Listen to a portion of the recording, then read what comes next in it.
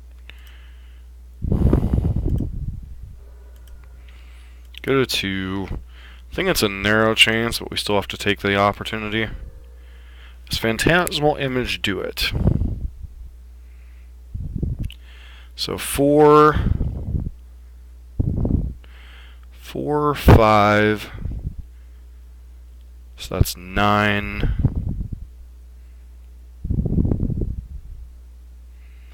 So 2, so 4, 9, 12. We're 1 short.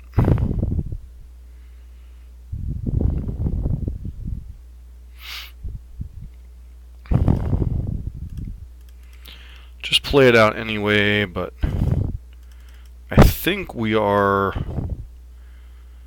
1 short here.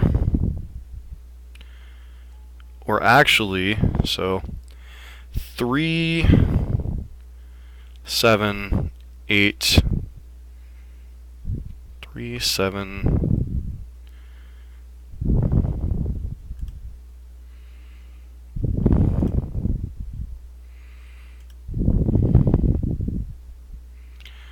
So 9. Yeah, we were 1 short either way.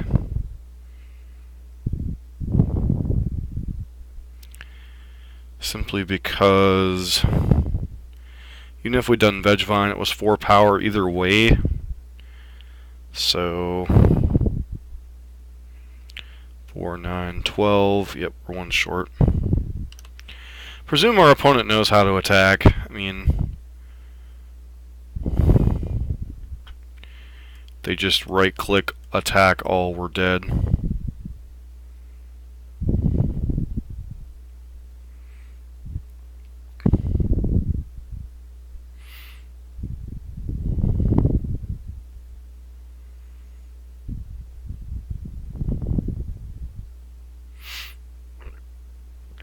Excuse me.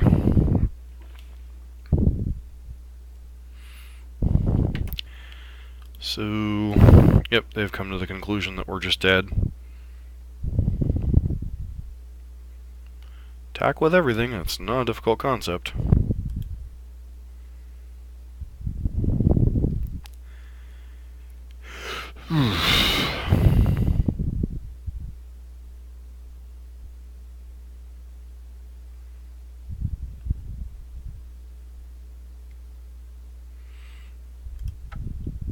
Yep. No blocks we had there, we're good, so.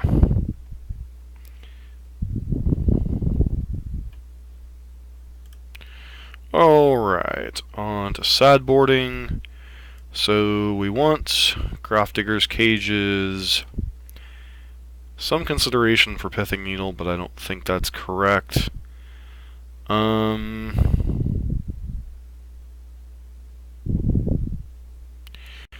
Crusader's fine, because most of their creatures are green or black, at least the ones that matter.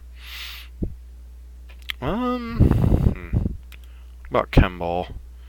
Cast a non-creature spell. That's kind of hard.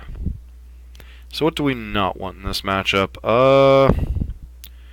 Some number of Kite Sail, because Kite Sail is not particularly great. And then I think Thalia on the play is fine. Maybe cut like 1 Aether Vial. Try it like this. This is a really weird matchup. Like, obviously our opponent's playing a brew, because even the Vengvine decks I've seen, I don't think I've seen any of them running Bridge from Below.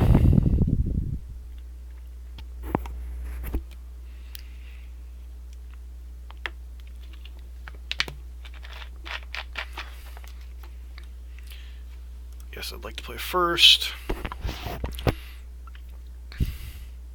Yeah, hand seems pretty legit. Turn 1, Grafdigger's Cage. Turn 2, Thalia.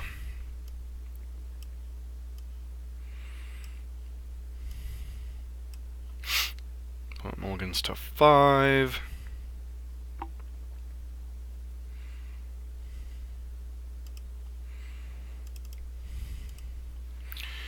Grafdigger's Cage, go.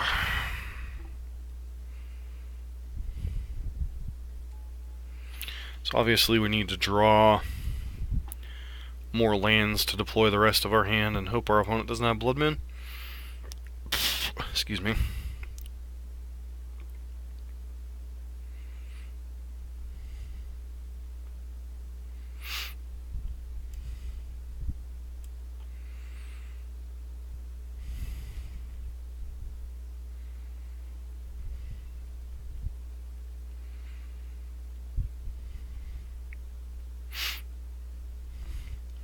Opponent just plays their Wooded Foothills and passes.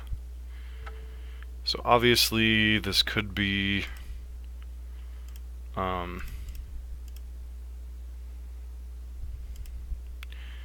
they could have Blood Moon, so we're not guaranteed to,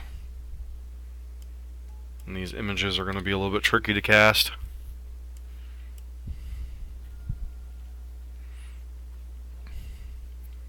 Okay, opponent goes and gets their Stomping Ground.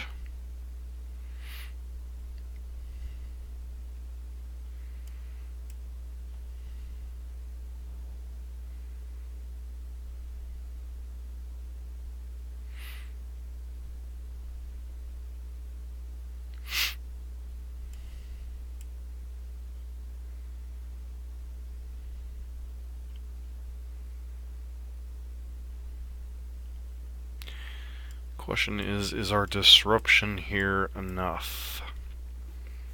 Maybe? Because they are very spell heavy. They do have like Grapple with Past, Commune with the Gods. All those are very difficult to cast on only 2 lands, obviously. Even Faithless Looting becomes a 2 mana cantrip of sorts. Alright, so when it passes again. Okay, Noble Hierarch does make this a little bit easier to cast our spells, as long as they don't have anything like a sweeper of a sort.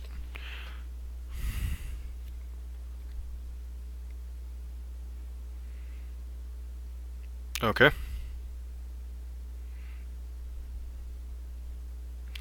So Lightning Bolt must really be hampering their effects.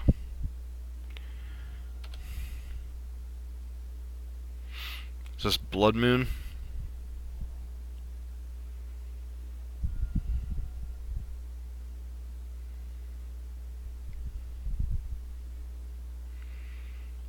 Commune with the Gods.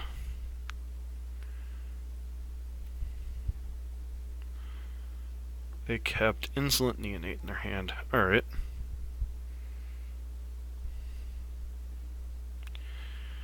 Alright, so white, blue, red, Mantis Rider.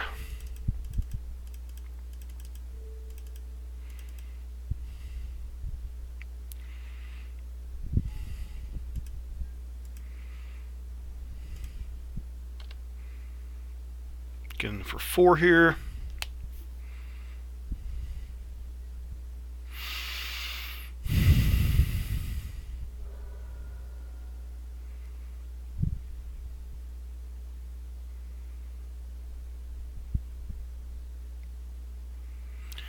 Alright, gathering some packs. There's a bridge from below. What do they take? Hangerback Walker?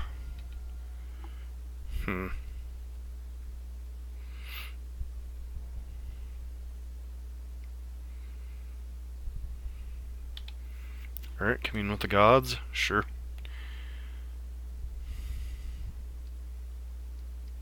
You take like Hooting Mandrels here?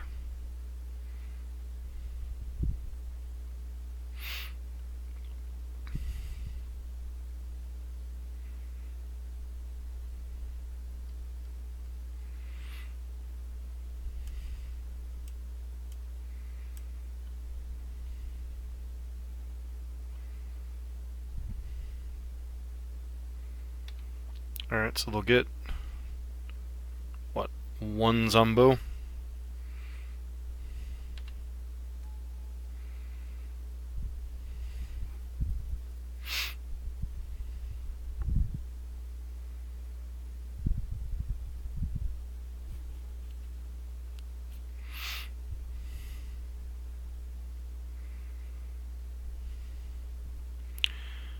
So Vengvines don't come back, thanks to Grafdigger's Cage.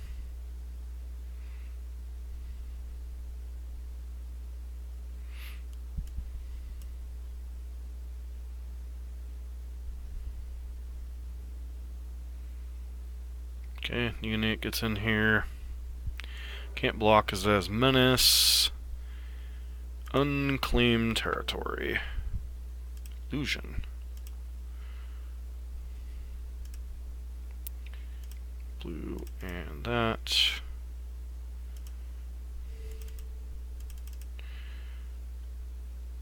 Copying. Alright. And opponent scoops.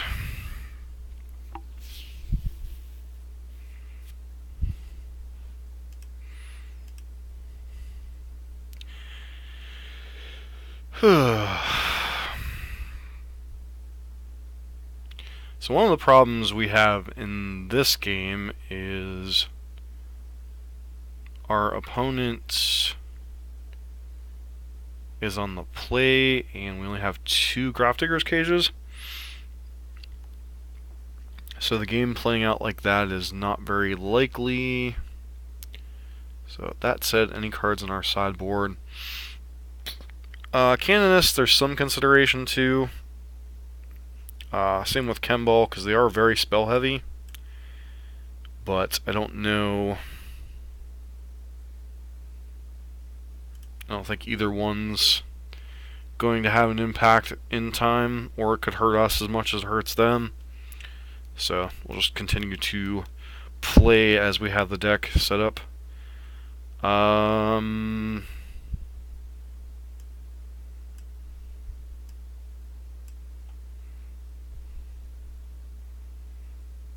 Do we have to mulligan this hand? I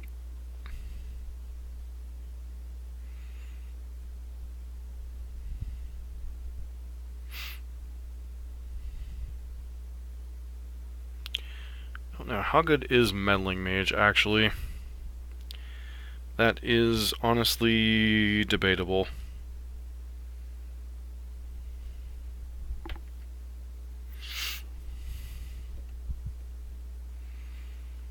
We'll keep it, but it's definitely not the best hand in the world.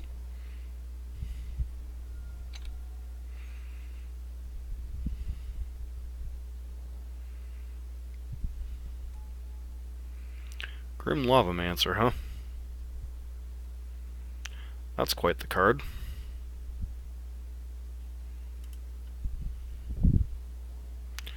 Play that and pass.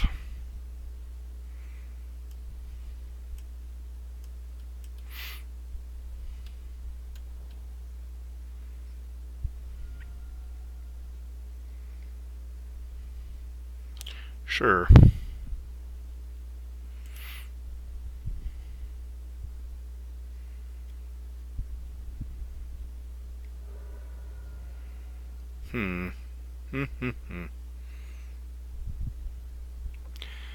So they put Hangerback Walker into their hand.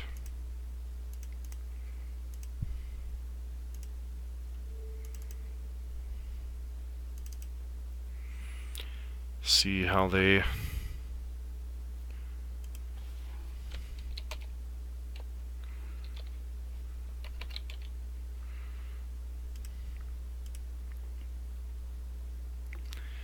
see if our opponent chooses to shoot this and tie up some of their mana.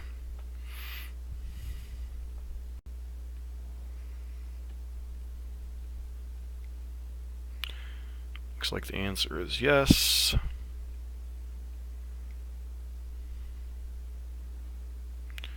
Sure.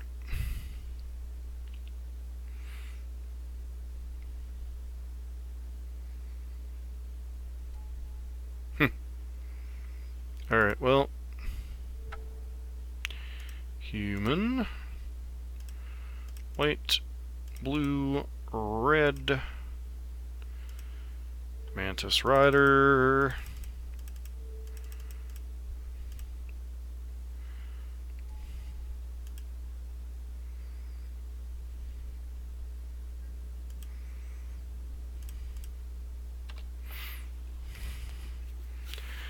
our opponent to 14.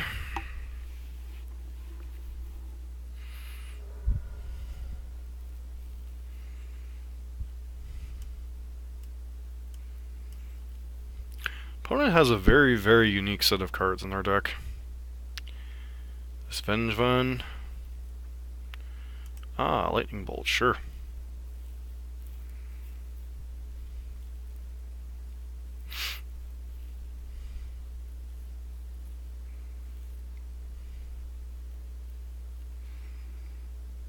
Another Hangerback Walker.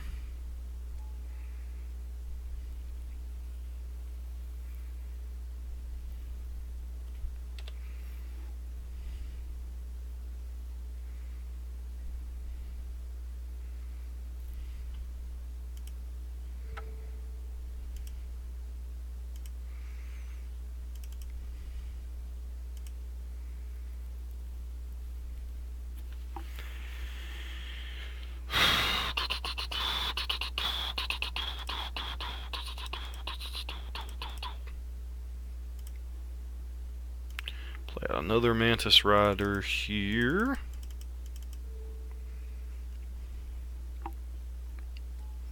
Does opponent have another Lightning Bolt? Looks like survey says no.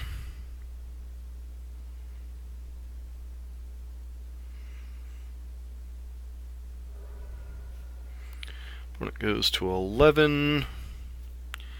Yep, activate your Hangerback Walker.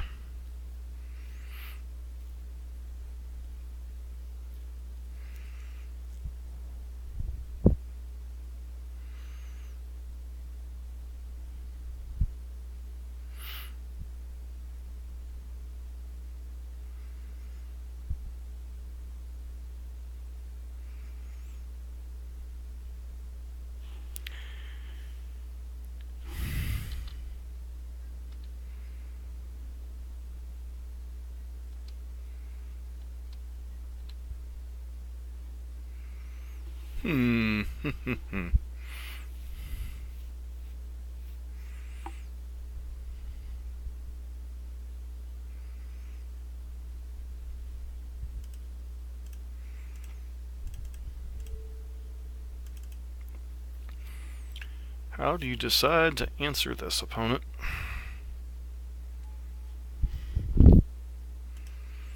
Alright.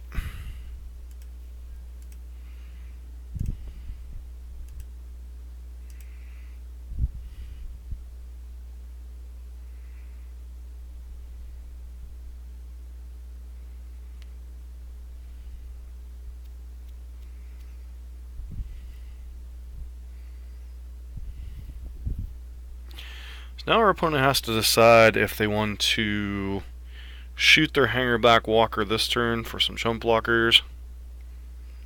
Looking like the answer is yes here. Yep. Get your tutus! Get your tutus!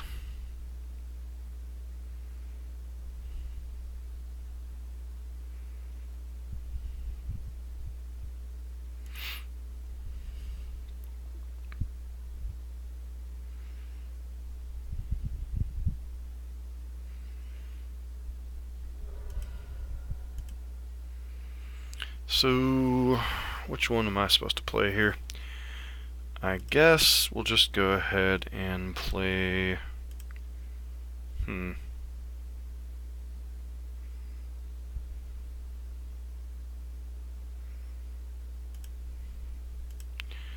Play Meddling Mage on Lightning Bolt.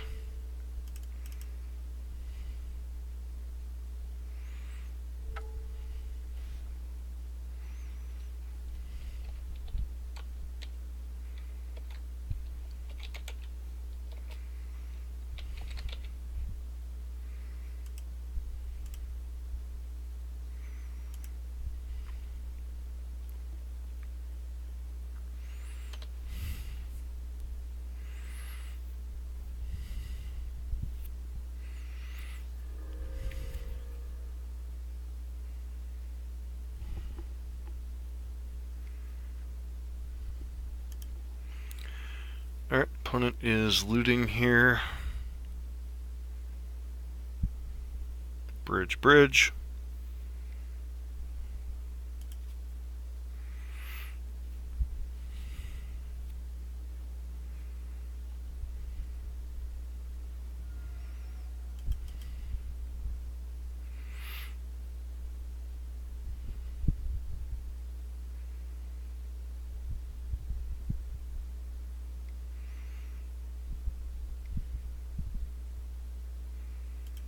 Sure.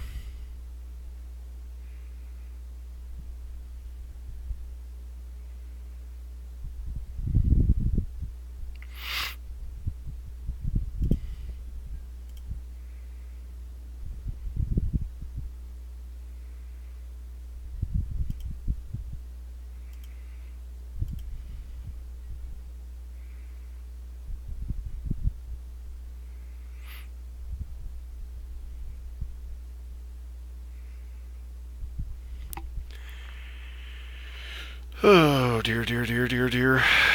So...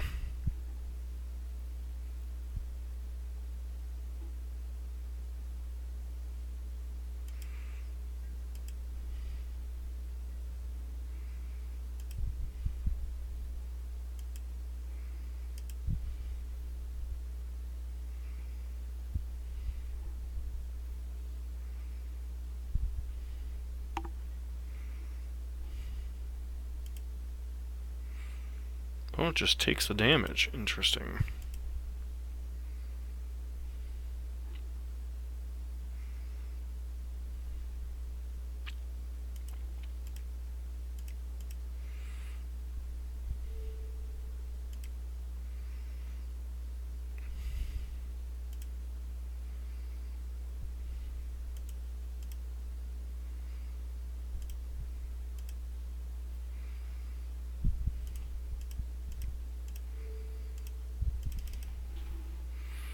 Thalia's lieutenant.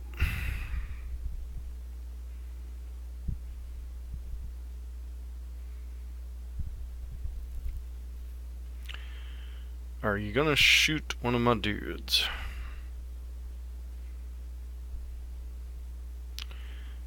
Alright, there go your bridges.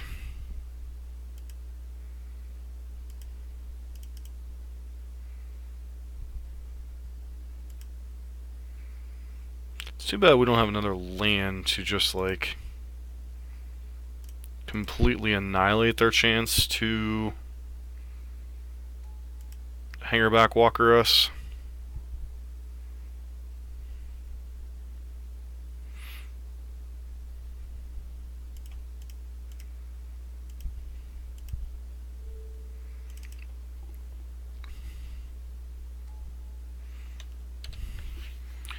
And pass.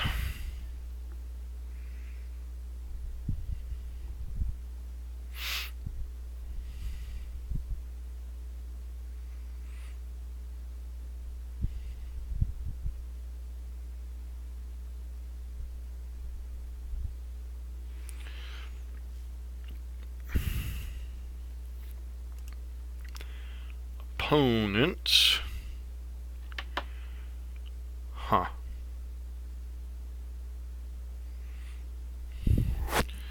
So they have access to Faithless Looting, a couple of Faithless Lootings in the yard, at least one Ancient Grudge. Alright, they just choose to concede. Alright. So what would our next draw step have been? Land. Alright. I'll take the win. Even if it was against a bizarre, unique graveyard Vengvine deck for our opponent. So Harsh Mentor would have been good in that particular game.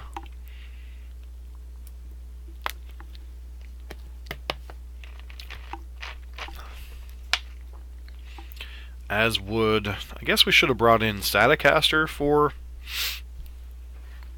Thopters, but such a weird setup our opponent had that last game.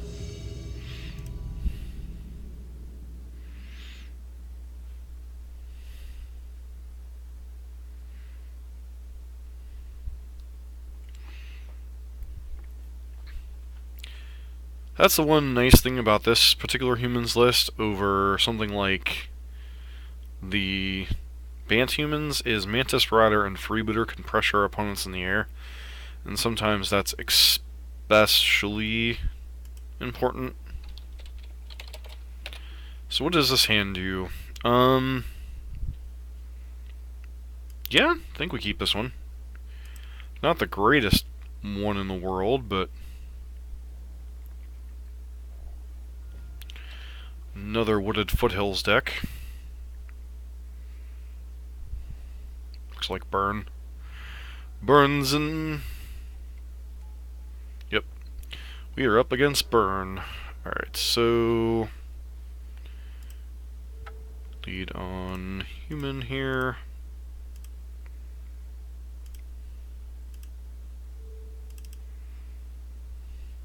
Probably get Searing Blazed or something dumb. But... what can you do? Okay. Is it possible our opponent kept the one-lander?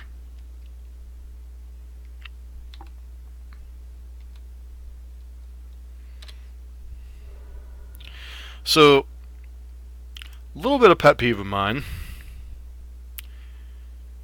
If you're going to play a burn deck, don't keep a one-lander on the play, especially on a 7-card hand.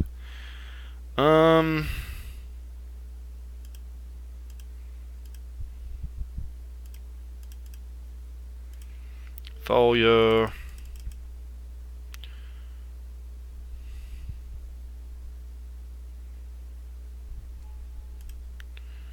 Play out another mana dork here. Pass. Our opponent continues to be stuck on one land. They're not going to be able to cast anything. Oh, Lava Man's a good one. Eventually.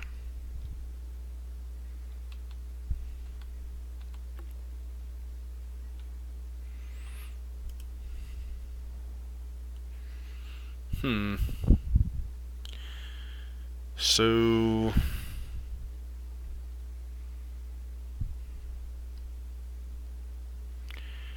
we're in a weird spot, because this Lava Man, if it gets turned on, is exceedingly annoying.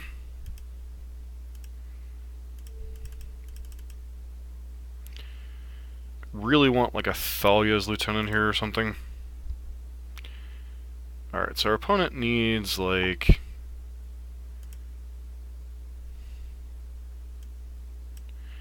Searing Blaze, Bolt, Bolt. I think we take Searing Blaze.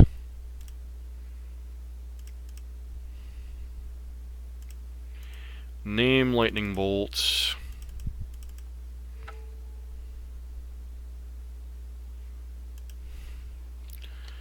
Lightning Bolt.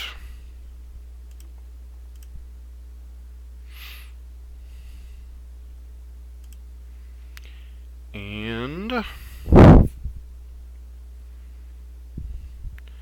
really don't want to attack with Thalia here. I don't want to put their creatures into the graveyard, so hopefully they'll work on lands for a few turns.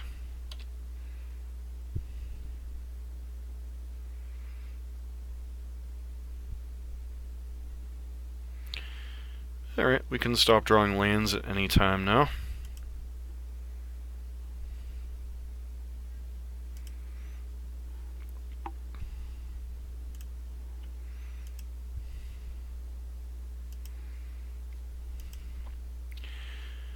Only 3 damage per turn. I don't want to put them... give them the opportunity to put a creature card in the graveyard. So... just trying to think, do I actually care about Eidolon here?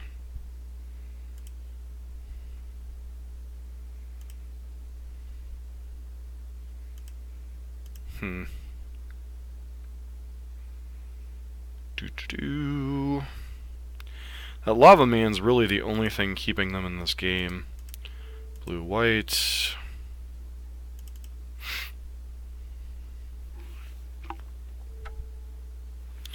Skull. Okay, LL. Crack.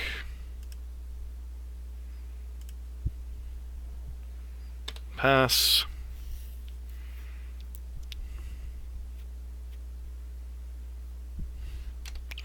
Opponent cannot bricklow on lands forever. Another Kite Sail free bidder. Alright.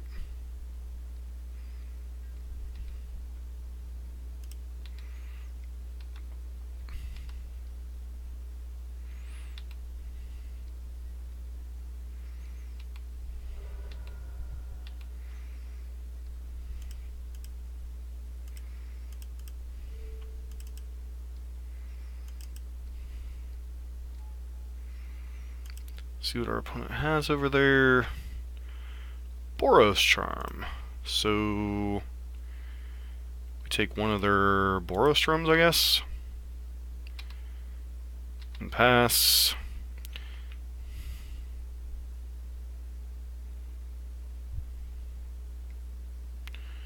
Goblin Guide, sure.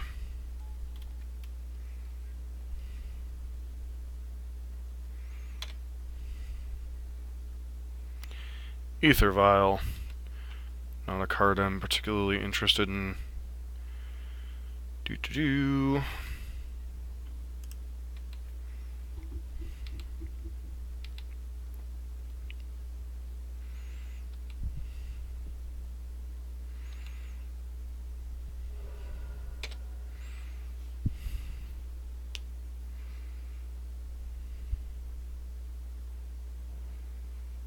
Alright.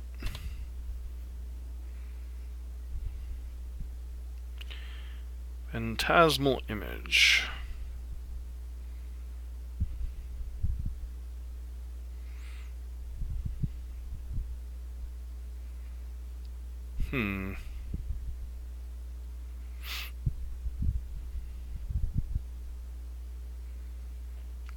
Funky.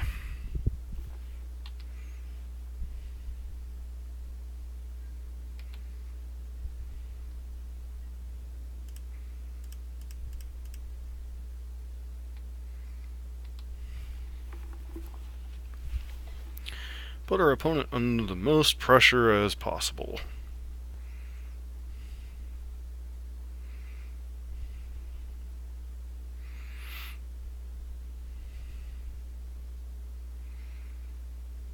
Okay, sure.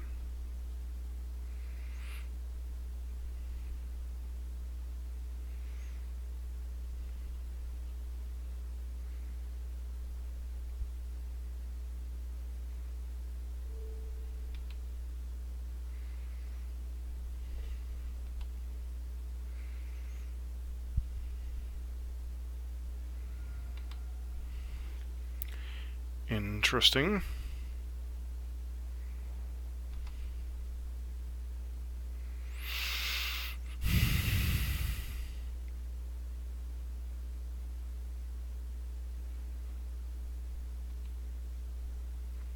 Why would you shoot Thalia here?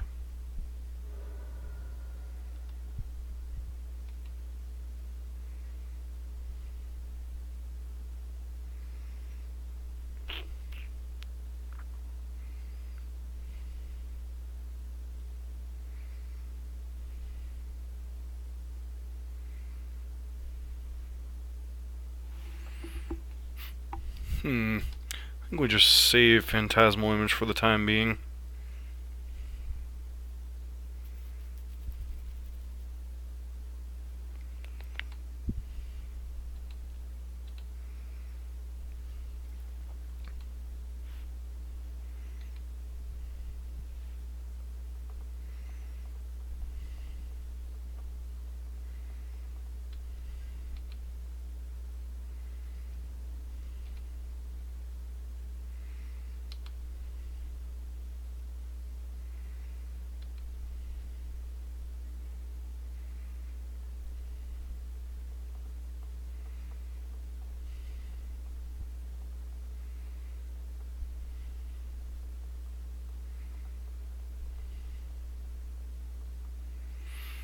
Hmm.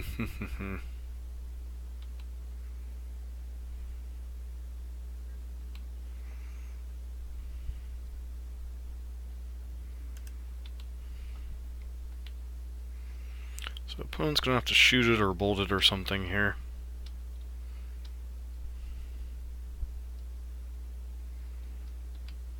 Yep.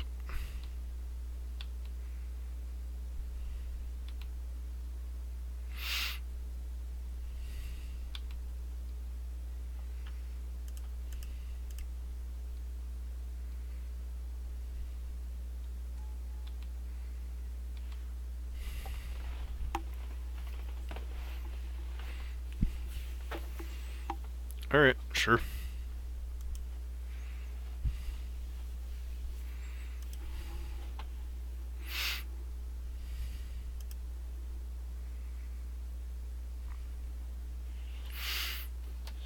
Excuse me. Has the burn deck stabilized? Possibly.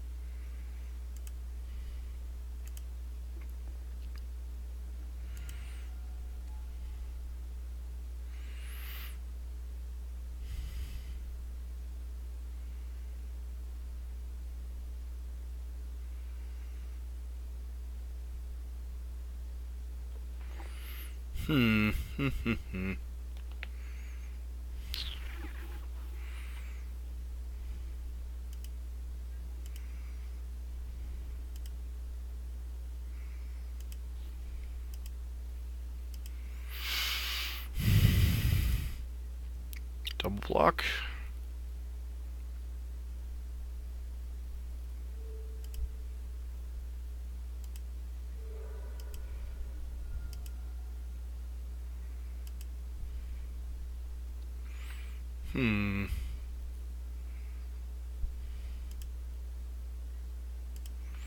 Still feels like we're in really bad shape here.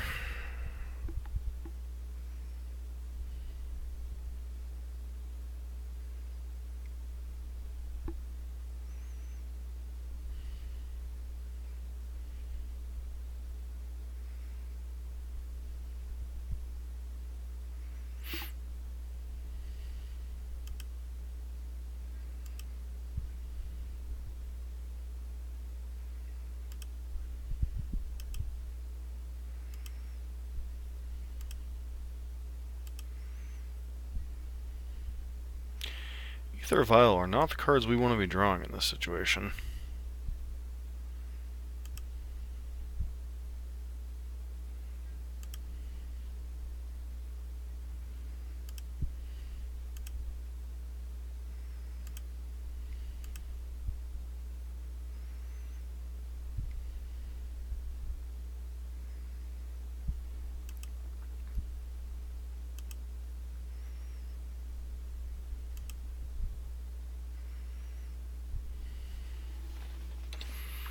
Pass to our opponent.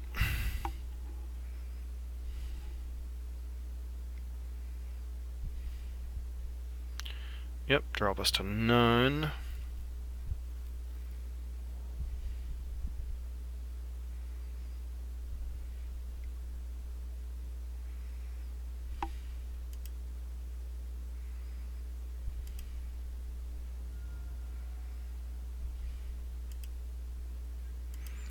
Very bizarre game.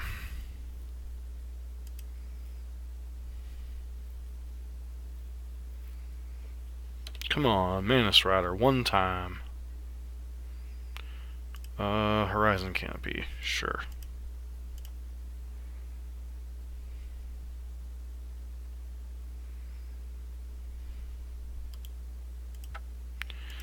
Alright, well that was a fun, exciting slog of a mess.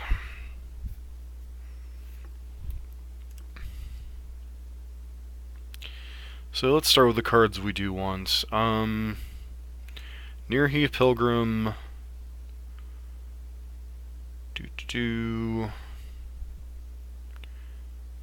Chemball.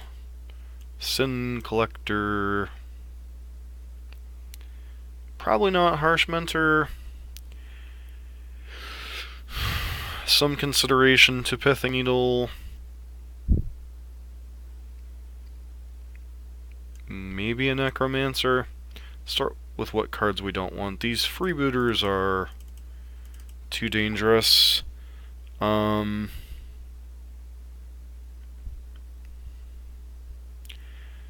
Phantasmal Image is fine, I guess. It's not great.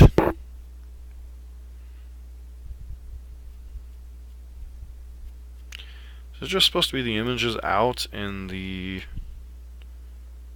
freebooters back in. None of them feel particularly great.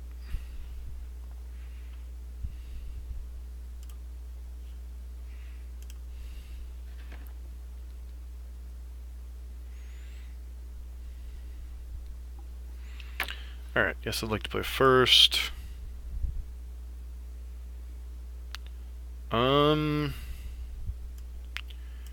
Yeah, hand's fine. It's not great, but it's fine.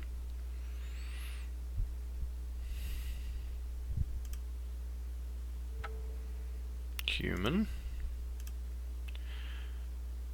Our opponent has an annoyingly high... our opponents have had an annoying high amount of Grim Lavamancer, which I've noticed is not particularly good for this deck.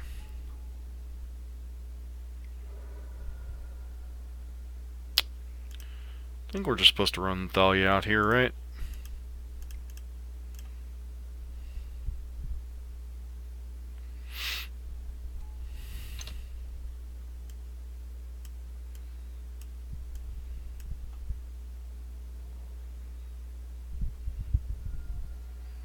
Does our opponent have a Bolt here? Eidolon. Okay.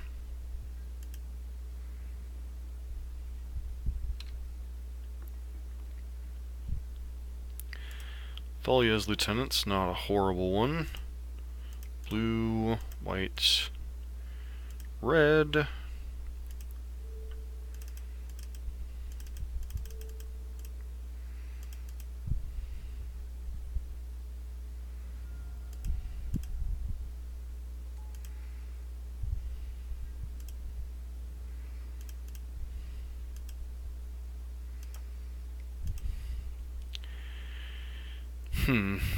Opponent just takes the damage.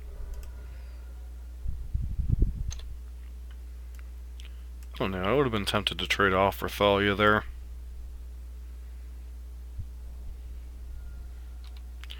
The Searing Blaze on Thalia.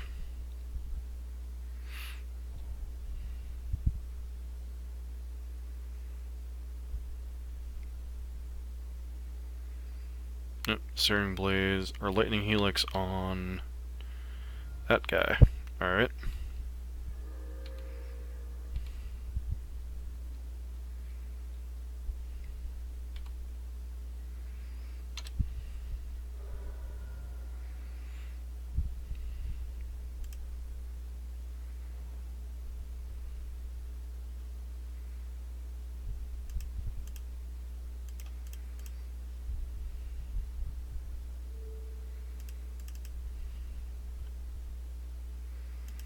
Yep.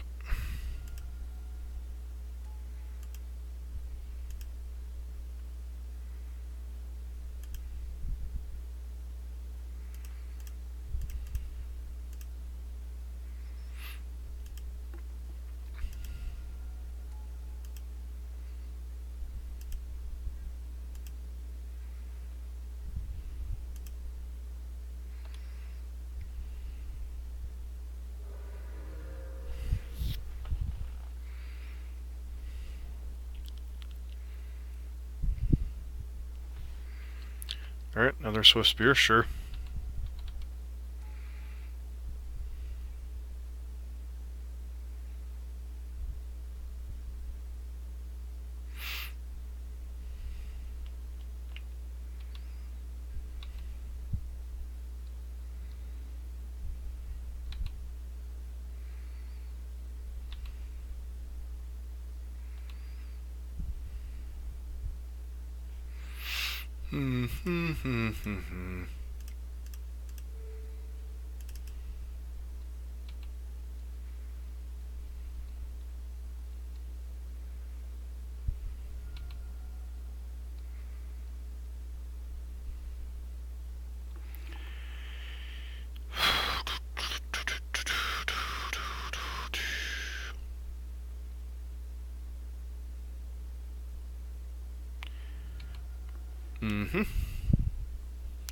Question is, which one do you go after?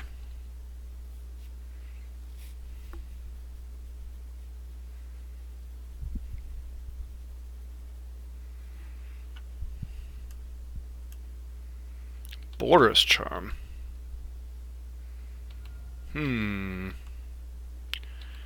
Don't know that I like this opponent.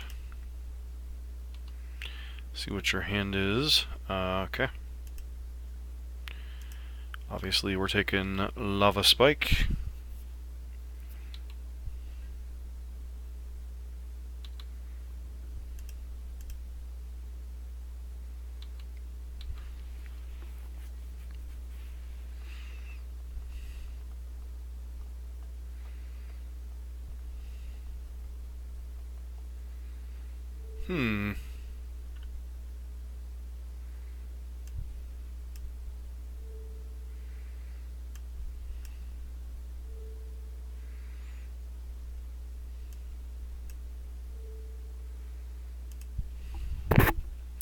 I think I want to leave you with the Eidolon, my friend.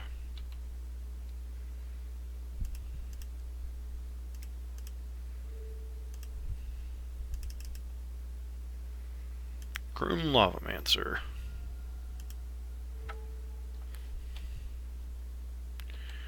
Grim.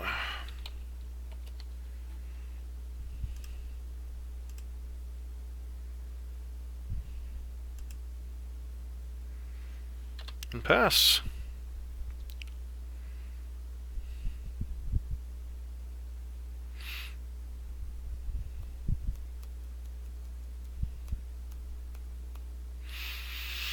So we know at least one of their cards in hand is a land. Alright. So, what other cards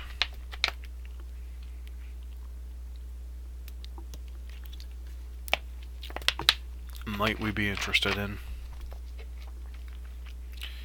Harsh Mentor still feels garbage. Crusader, no. Staticaster, no.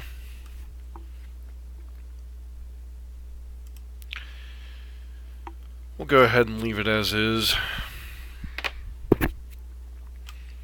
Some consideration for a card like Pithing Needle to name Grim Lavaman, just because it is such a freaking beating. Sure. Not the best hand in the world. Alright, turn one Goblin God. At least it's not Lavamancer.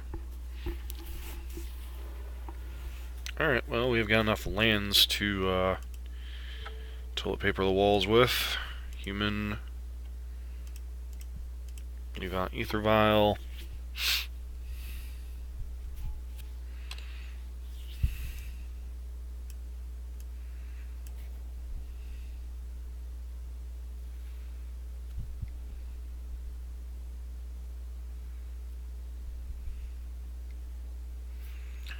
Alright, double Rift Bolt seems annoying. Would love like a Meddling Mage here. Yes. Kite Sail, Freebooter, huh?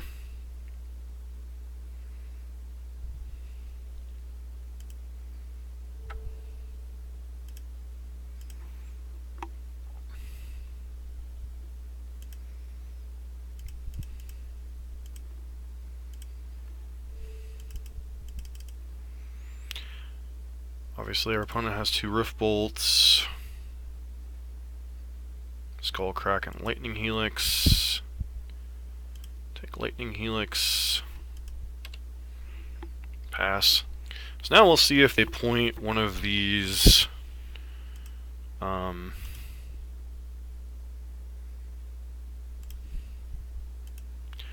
Rift Bolts at face.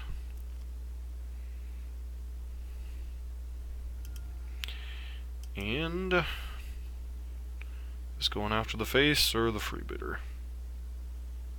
Yep, it's going after the face as well. Alright.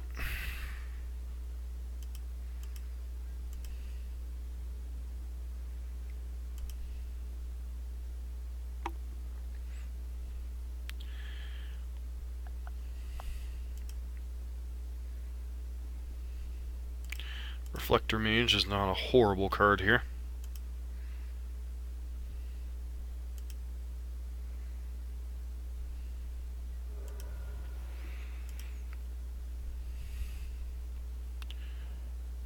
Alright.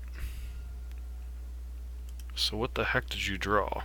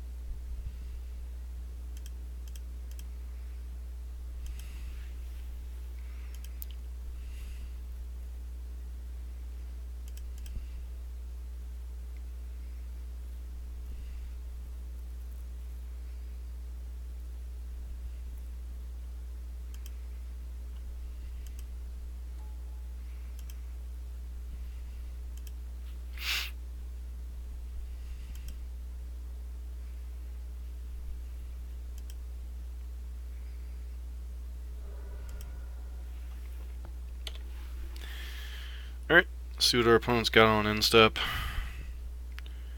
Okay, Bolt. Skull Crack, sure. Do you draw the burn spell, opponent? Yep. Alright, well. Sometimes burn just gets there.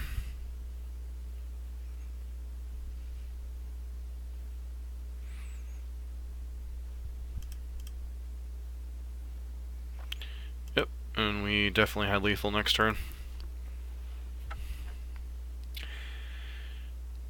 So that matchup is a little...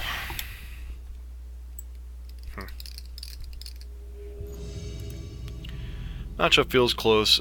I think game 1 there might have been some... mismanagement game 1. So... Alright, we're up against Matt Sun, who we just saw had some amount of... Question is, do we keep this hand? Sure.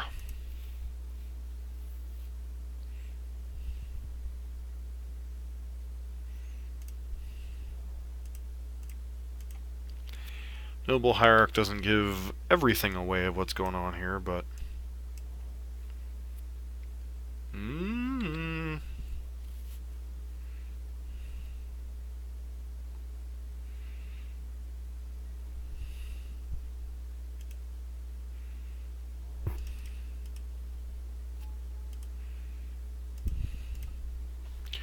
So, Mountain Bolt. Could be Valakut, could be Burn.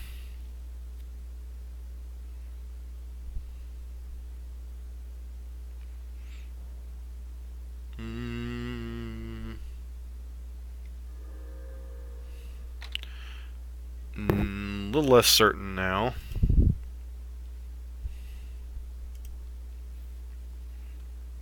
Alright. Can stop drawing lands now.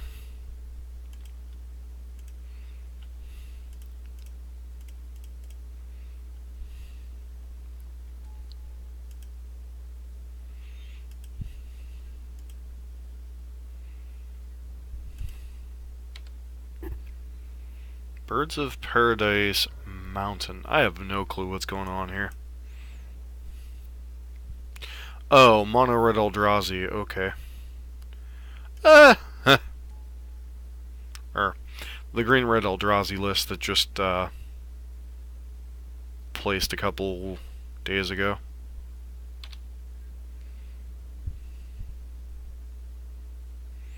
Like, yeah, my hand sucks, opponent.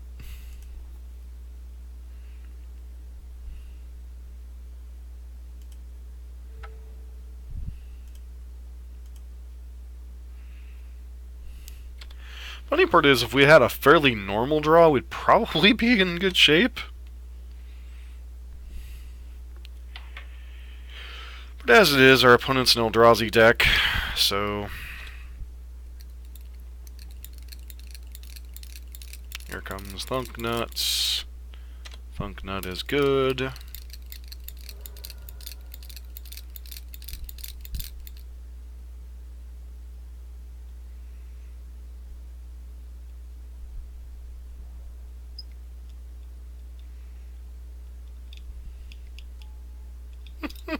Trust me, I've still got nothing.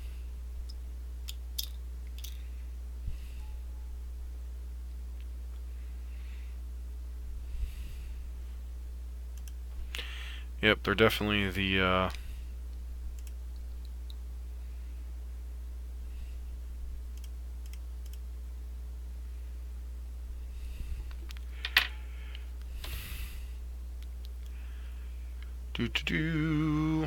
Still no good attacks.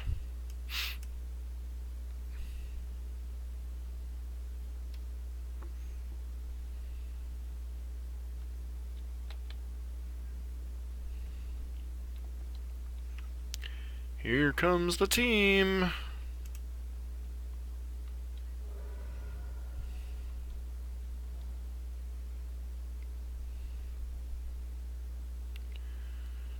Alright, what could you possibly have now? Add a Reshaper? Seems good.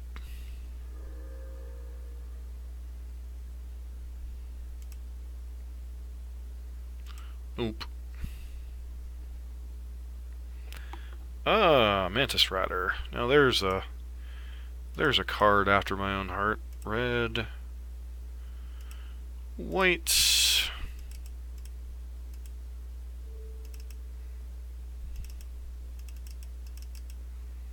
I think we might be a little late here, but you know.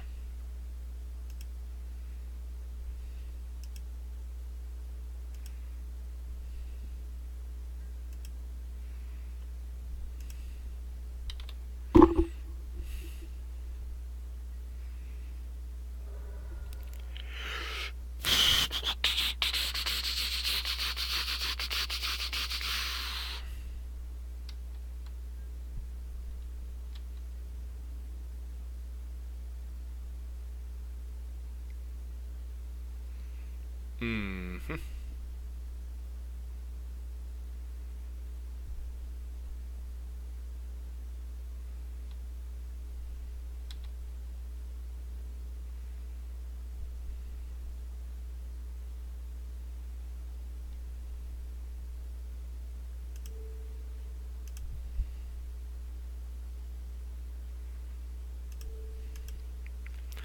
least give us a chance, right?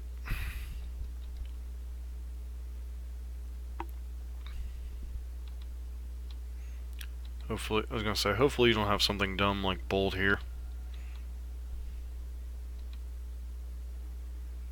Oh yeah.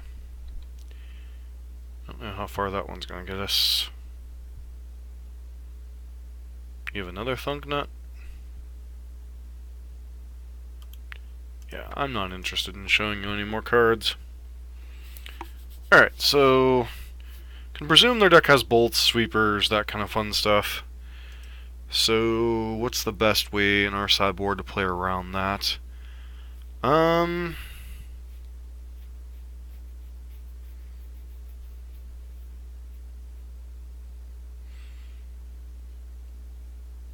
Canonist, no. Kataki, no. Near Heath Pilgrim, maybe. Harsh Mentor, no. Actually, they do have Endbringer, so maybe there's some consideration to that.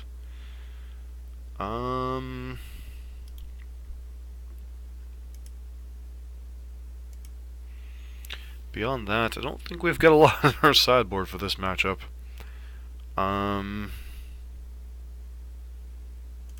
Maybe Necromancer. Probably take out a few freebooters in this matchup. Because they play some spells, but not a lot, so.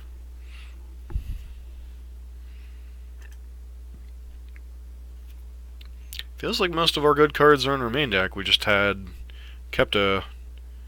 Oh my. Sure, we'll keep this hand.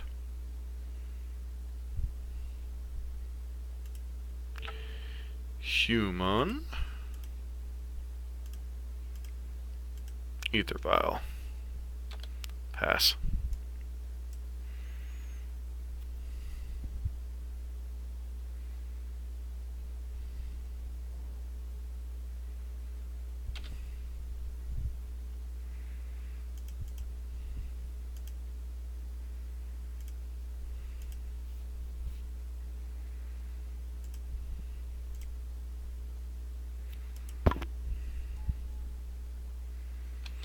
Pass to our opponent. Better not have turn 2 Eldrazi Temple, or I'm going to be a very unhappy camper. Alright, Matter Reshaper? Sure.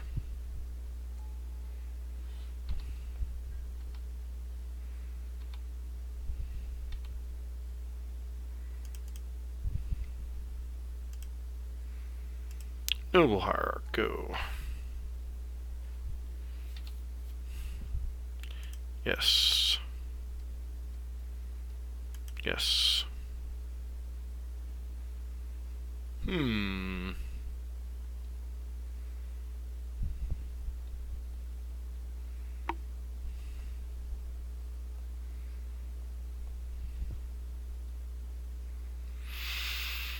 So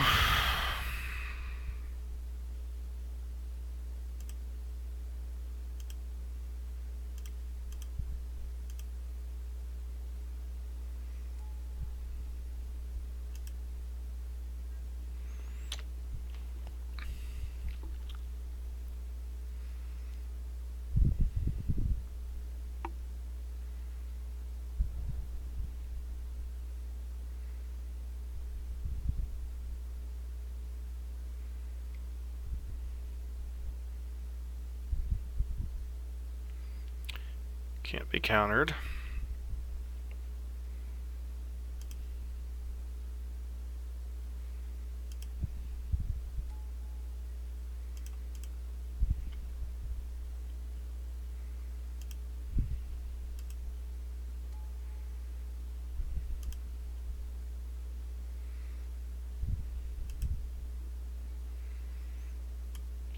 Ooh, Bolt, Bolt. Eldrazi Obligator, Ancient Stirrings.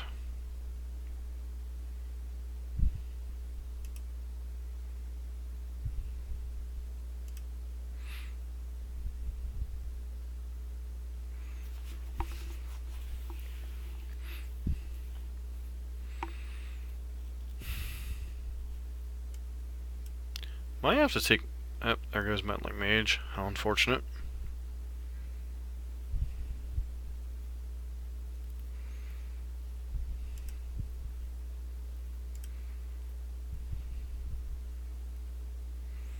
Sweet.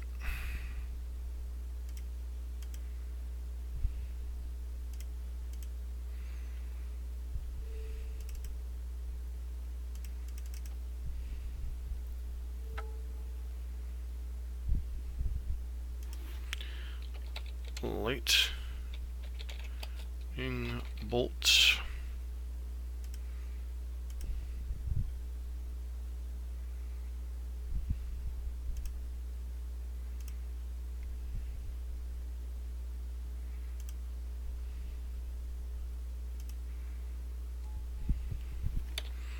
And pass.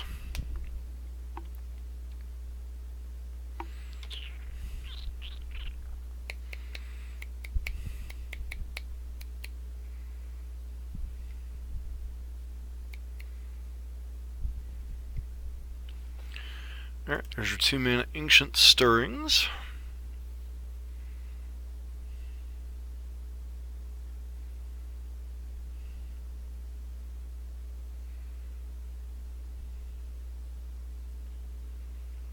This is a matchup that Phantasmal Image feels pretty good in if you can keep them off of Lightning Bolt.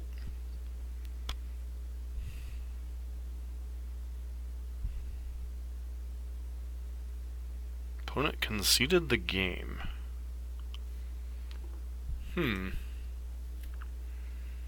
Not exactly the result that I expected.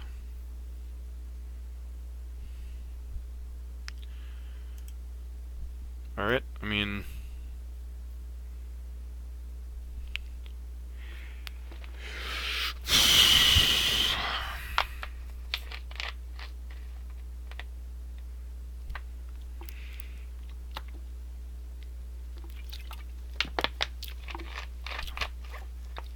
seems like a hand we're interested in keeping.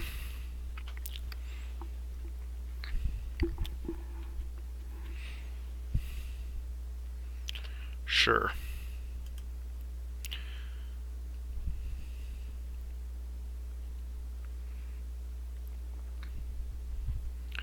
Aether Shaper.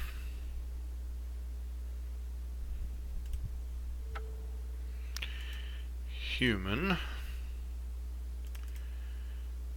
Aether Vial.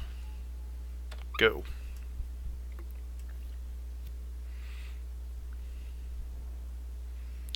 They always have Eldrazi Temple, don't they?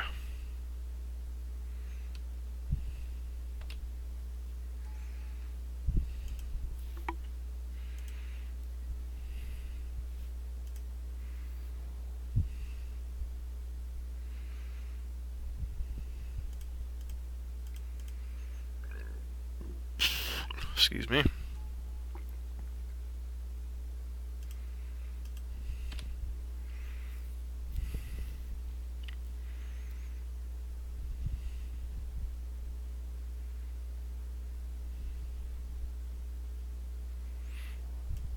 Alright.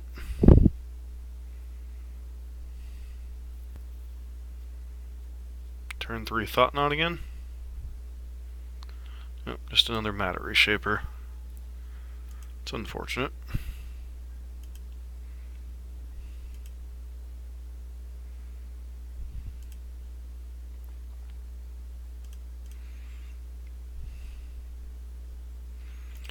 Yes, use that.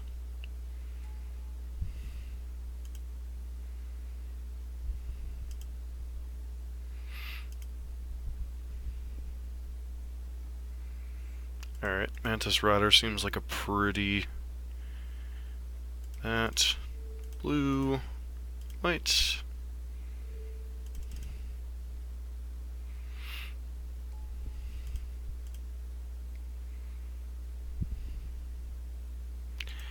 Yes...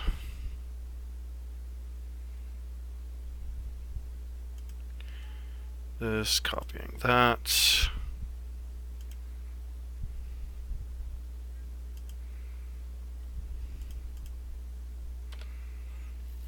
Hit our opponent for 6 here.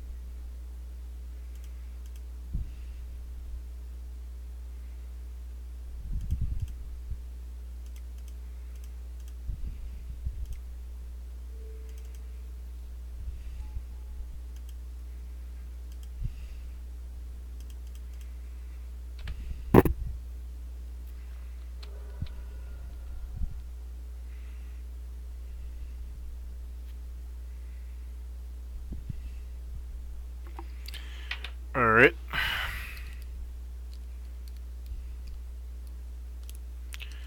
So what you got, opponent?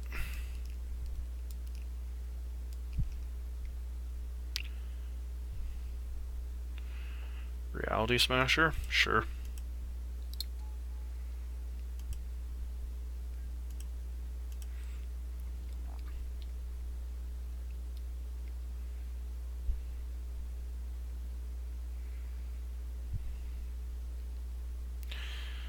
So 3, 6, 11 to block something here.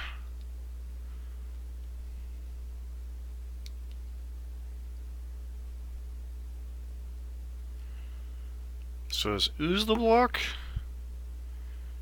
I think it's just Ooze is the block.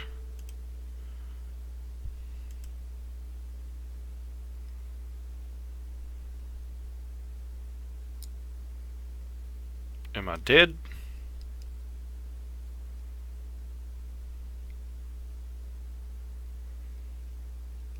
Looks like the answer is no. Sure.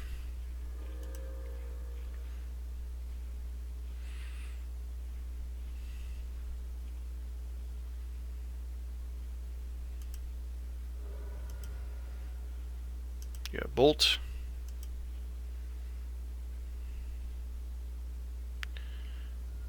Okay, Birds of Paradise. That's an annoying last one to have. No. Thelya's Lieutenant.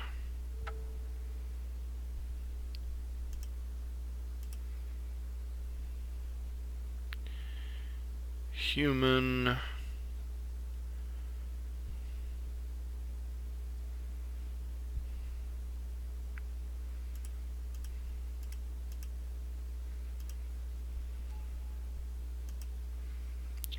Exactly lethal.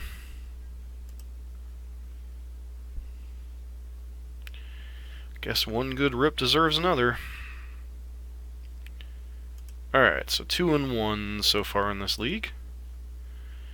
And I will be back in 1 moment.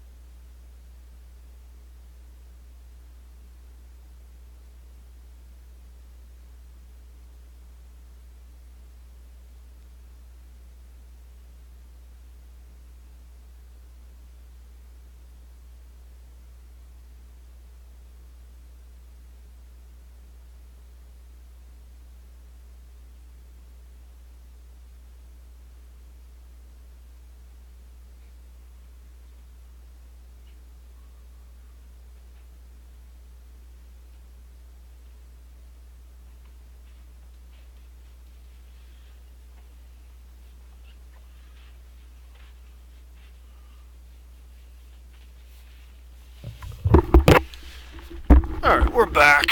What a crazy, crazy ride. So, one thing I can say so far about this deck, Phantasmal Image, insane card. Obviously it's not good against the removal heavy decks like Burn and that ilk, but against Eldrazi it's been pretty insane. Against that Vengvine deck it was pretty solid. I can definitely understand having I can kind of get behind this one-of parade we got going on here. A lot of different cards in a lot of different situations. This Hostage Taker, man. 4 mana in a 19 land deck. I don't care who you are, that's ambitious. So I think the Hostage Taker can go Pithing Needle. There's been a couple of things that have been hit or miss here. One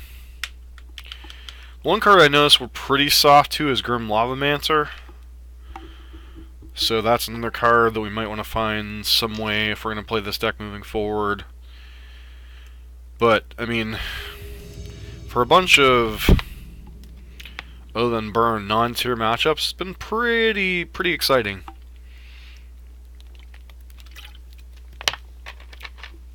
Alright. We're up against Jovan Kulak.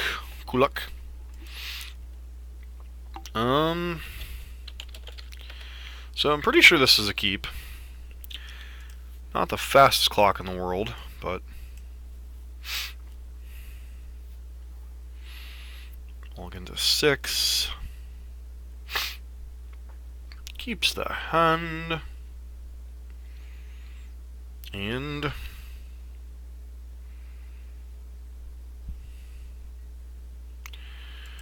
Forest. Noble Hierarch.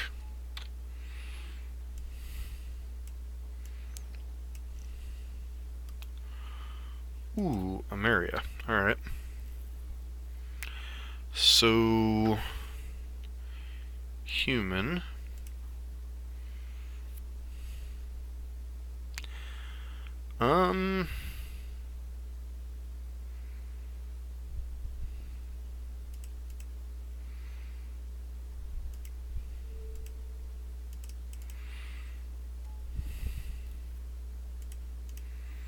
So, flooding the board here is a little risky, but I think we're on the beatdown plan.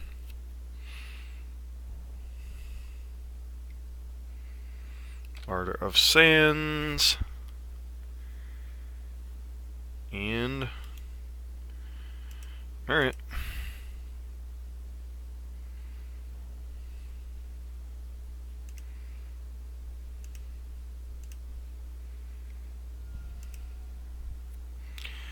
I'm going to play out this Thalia's Lieutenant.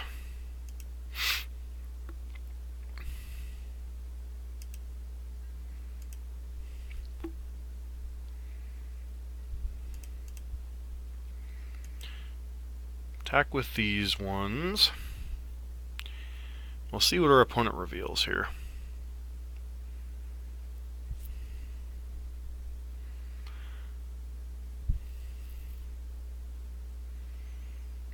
Alright. Block sack. Gain a bunch of life.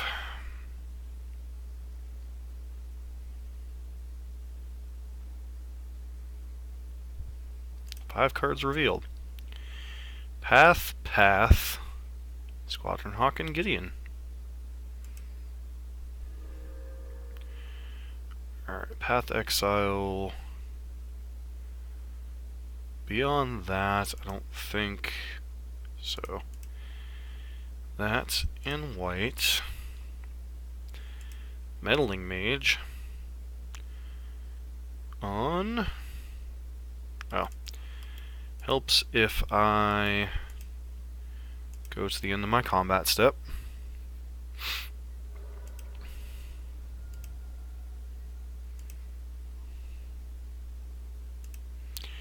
Blue, white, Meddling Mage.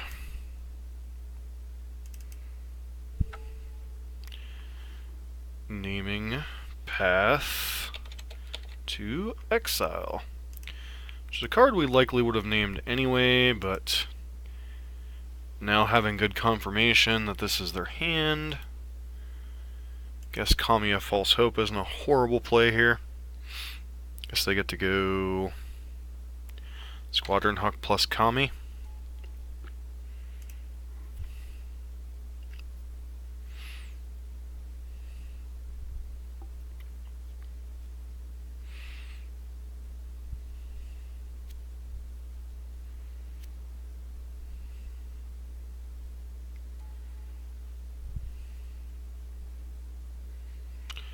Alright, Zerots.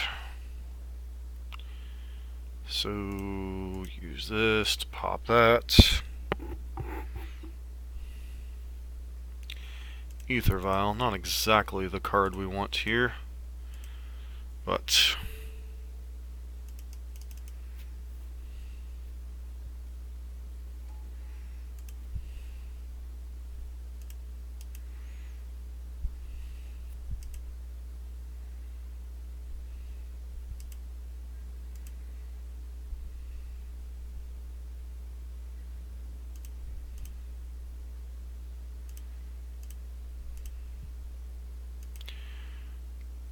start beating down.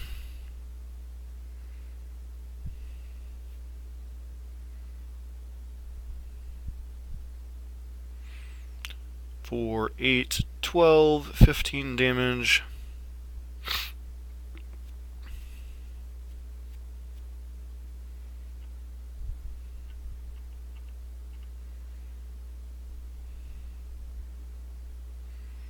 Alright, sure.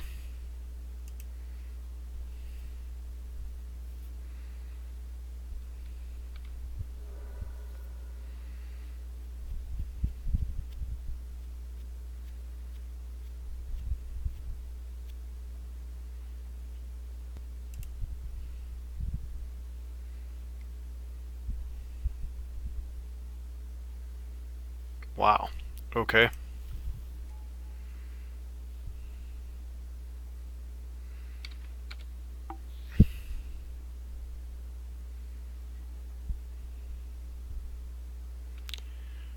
Alright, so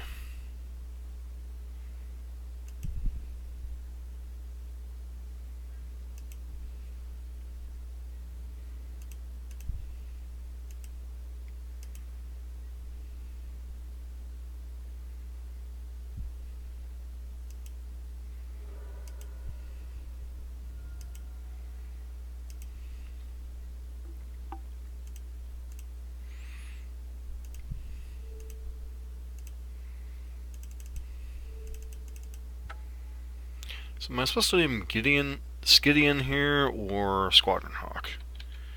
Guess Squadron Hawk. There we go.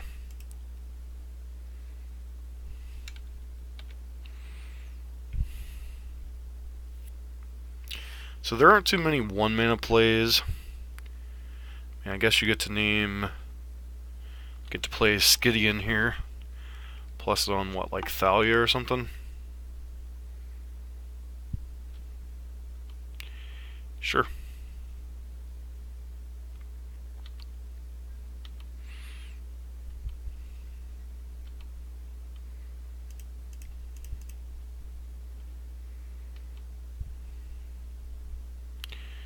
Phantasmal Image.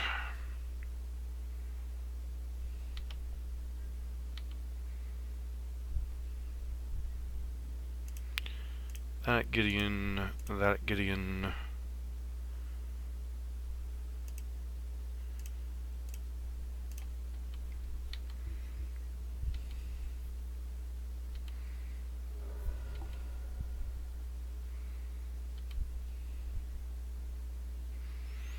So, Phantasmal Image on Meddling Mage. Naming what? Wrath of God or Day of Judgment? Day of Judgment. And pass.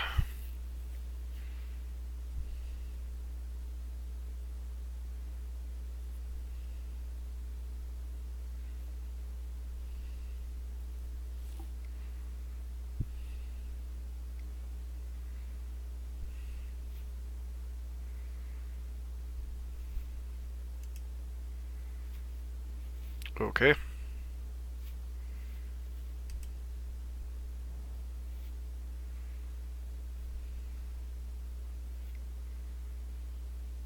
Sure.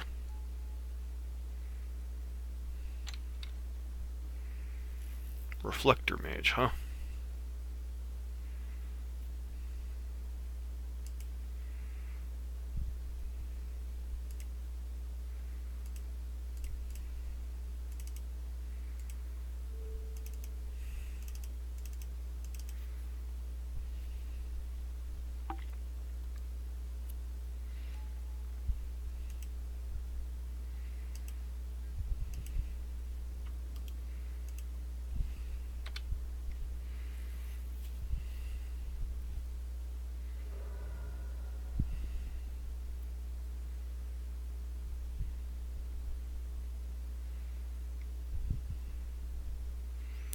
Alright, that's admittedly an annoying one.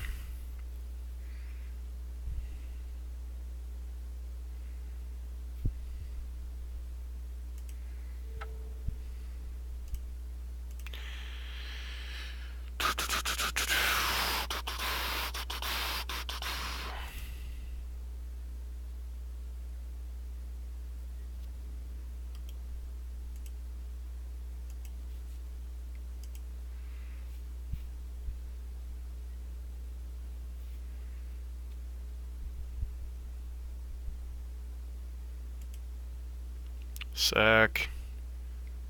Gain 18.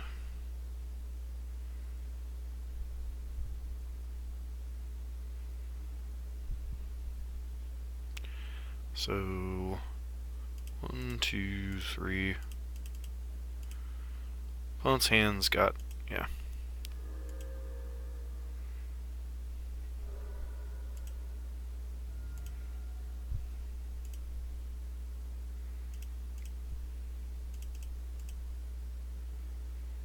Alright, Aether Vial, not exactly cards we're in the market for here. Sure.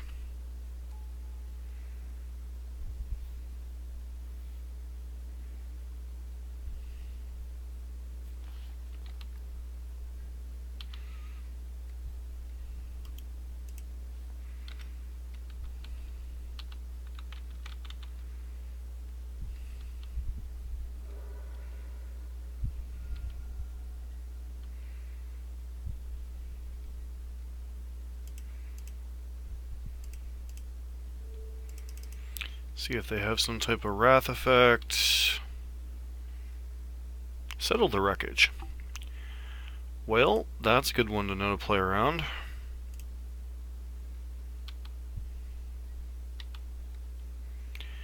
And game.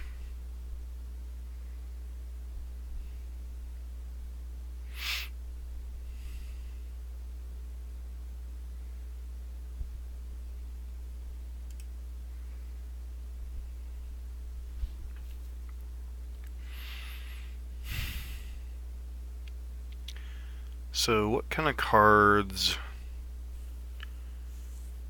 are good against our opponent? Static Aster is probably pretty decent against a lot of their 1/1s.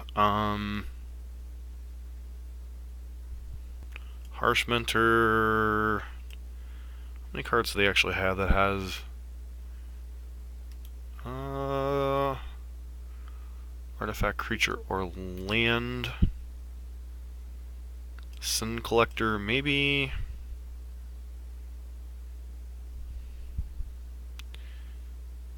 And a lot of their abilities exile, so we might want to get a couple of these phantasmal images out of there for some more permanent stuff.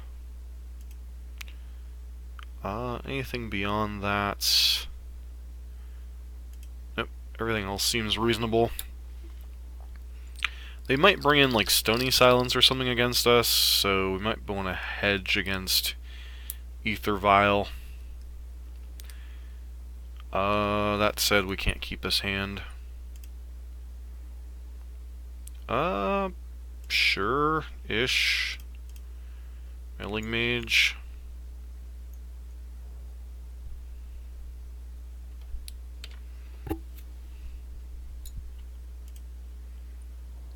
So do we want to lead on... I guess we lead on Champion of the Parish.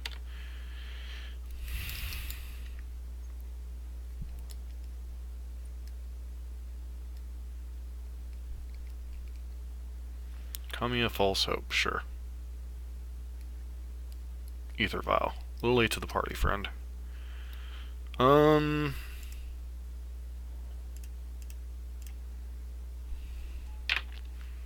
Play this out, pump up our Champion of the Parish. Getting for 3 here.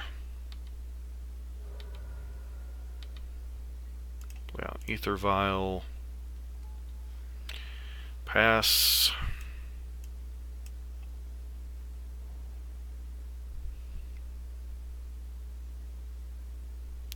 Banishing Light. Question is, what does our Banishing Light go after? Sure.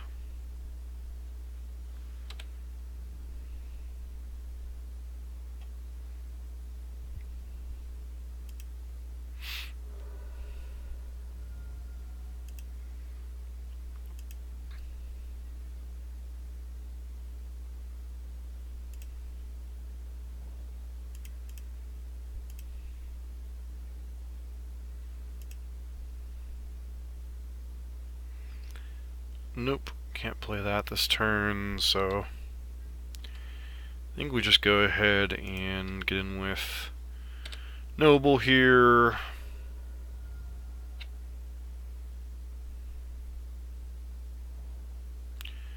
Field of Ruin is moderately annoying, I guess.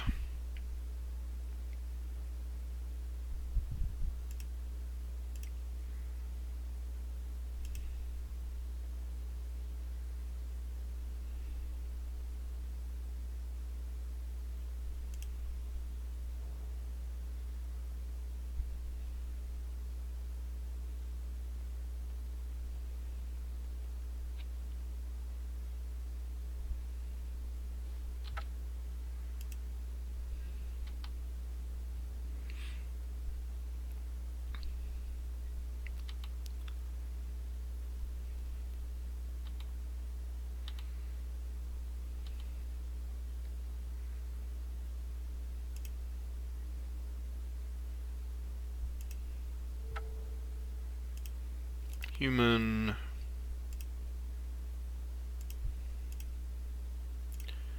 Black. White.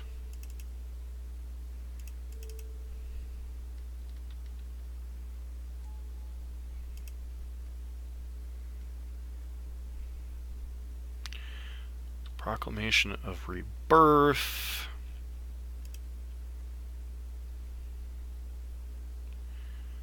Alright, so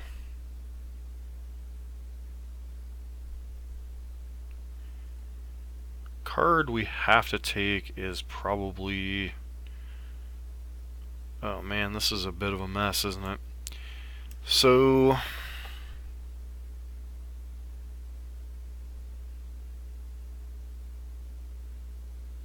take Gideon Jura.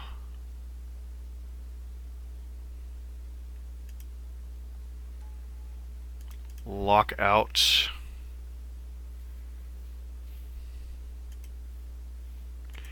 Day of Judgment. Day of Judgment.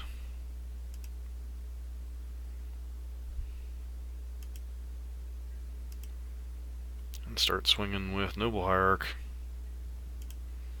Before we get locked out by permanent.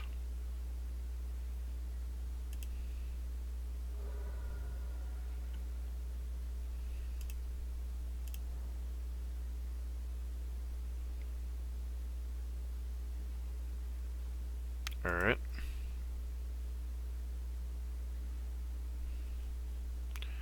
Alright.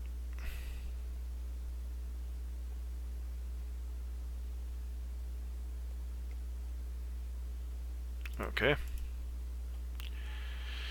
So, I think our opponent might have gotten this game, because they've got enough chump blockers to keep us busy for a little while. And Proclamation of Rebirth loop.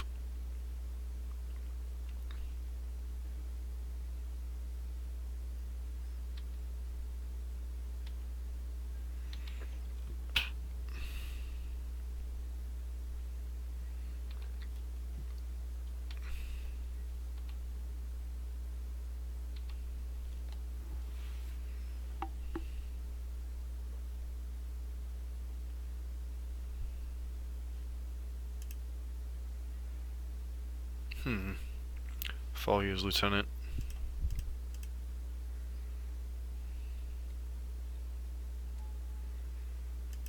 Trigger.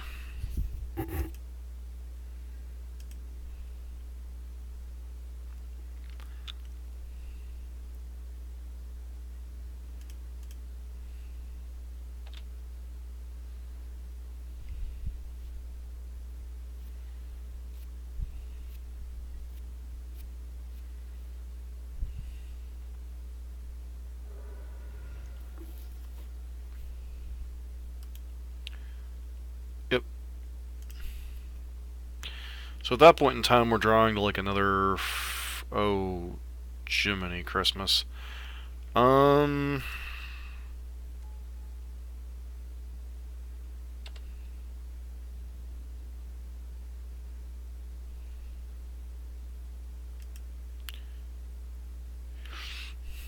Nope.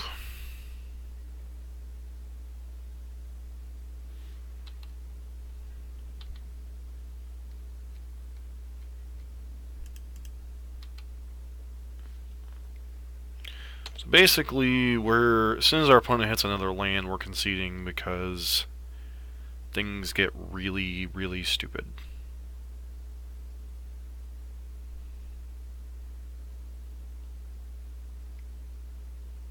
Although, admittedly, they're already pretty much out of reach.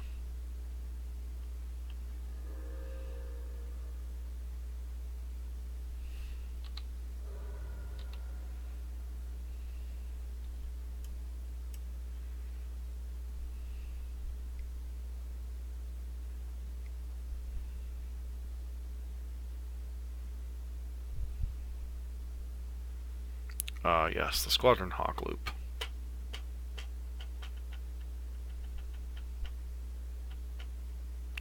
How cute.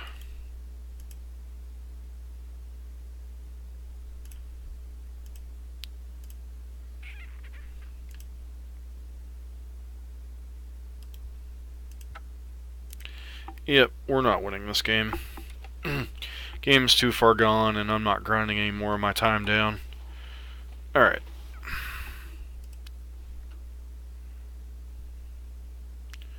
So...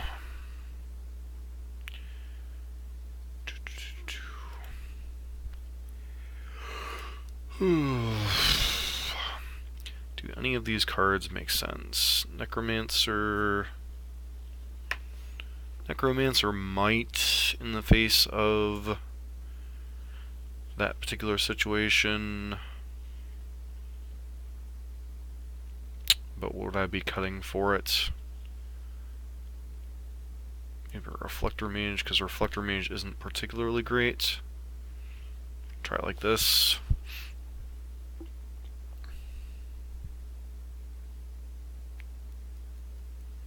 Well, it's just pretty much a hard control deck, and we have to have the right amount of disruption and pressure.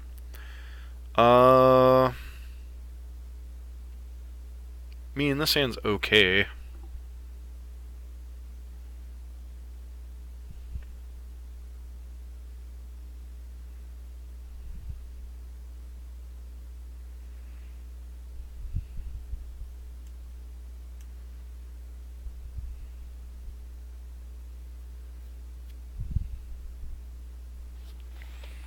I'm not sure.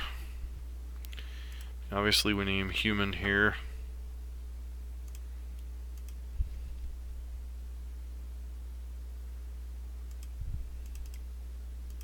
Turn 1 Aether Vial. Go.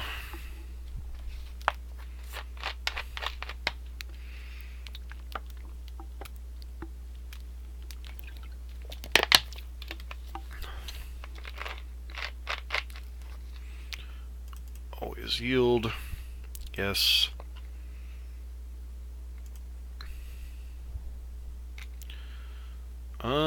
So what are we supposed to run out here?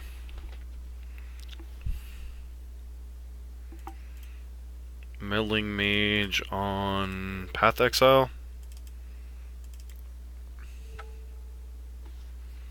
Path to Exile. Pass.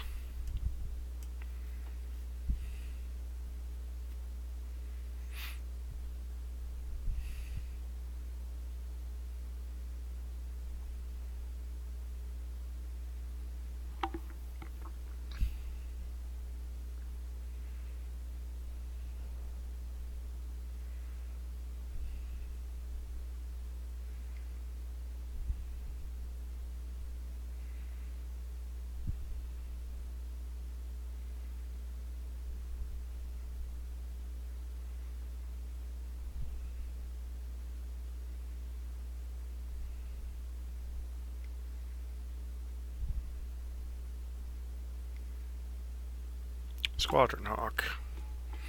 Well, we'll probably get at least one Squadron Hawk here, right? Maybe multiples. Just to get them out of their deck. Alright.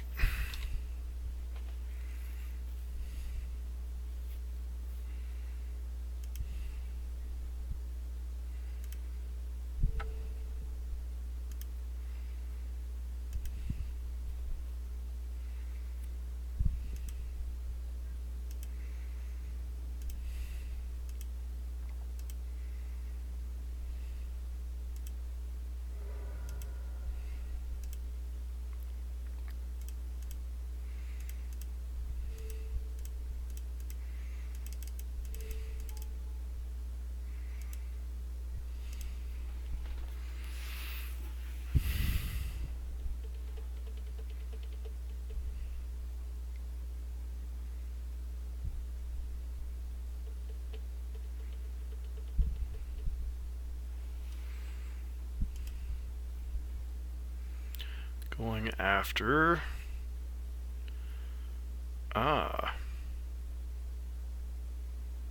It's an interesting one to go after.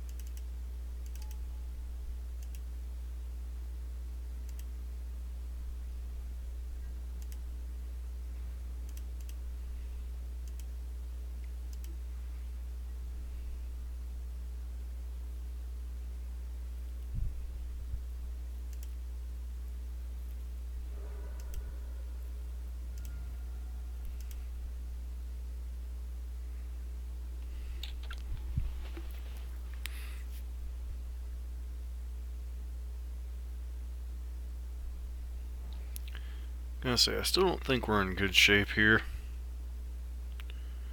Alright, sure.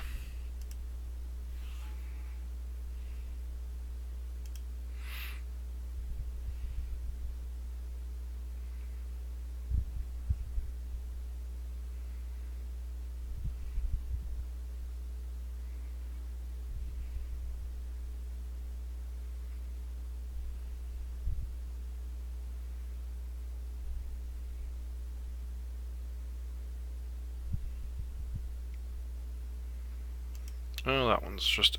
This deck is just annoying enough that it's like...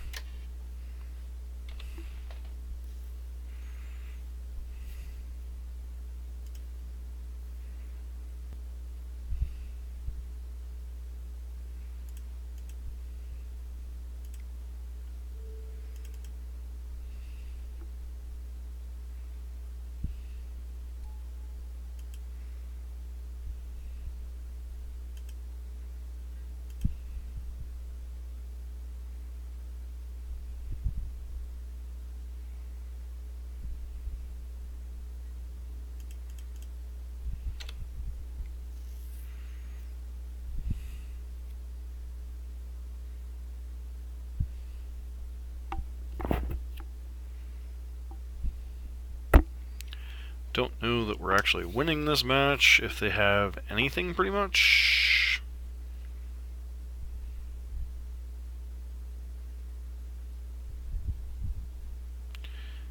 Yep. So opponent's taking no damage this turn. Do you have Day of Judgment here? Excuse me.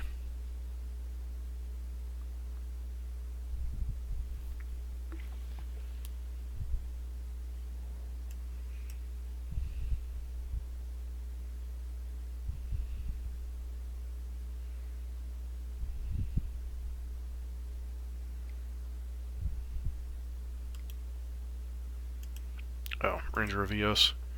Sure. Go get what? Martyr and Martyr?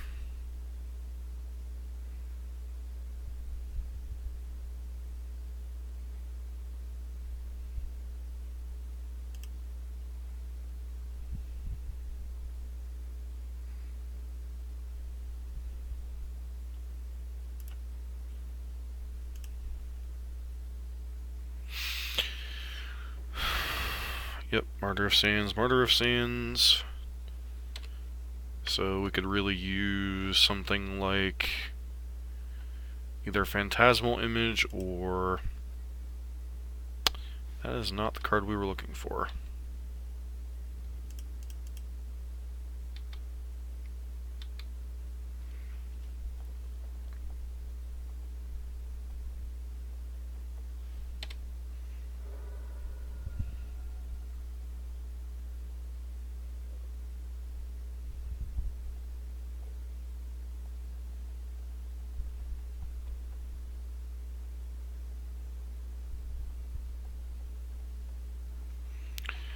There are so many cards here that are so bad for us. Well, Martyr certainly isn't a great card. For us, that is.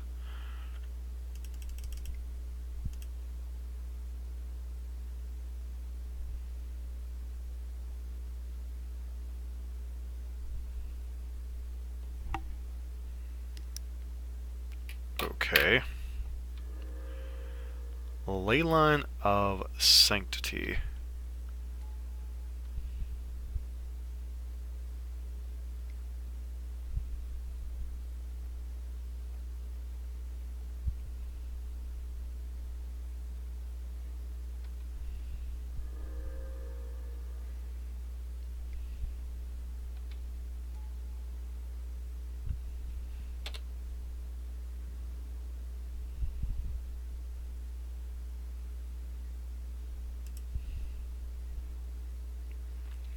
Sin Collector.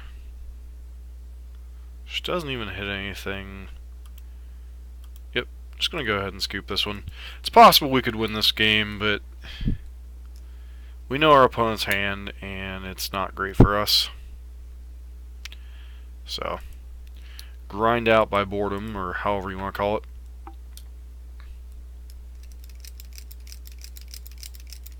Ameria Control. Would have been a rough matchup for Burn. I think the only other deck we played against that particular deck list was Affinity. Or not Affinity, Goblins, and we won like game 1 with an insane draw, just kind of like we did just now. And then game 2 and game 3, it's just like, that deck grinds you out so horribly. Have Fog on a stick, have Life Gain on a stick, have Wraths, have board sweepers, have um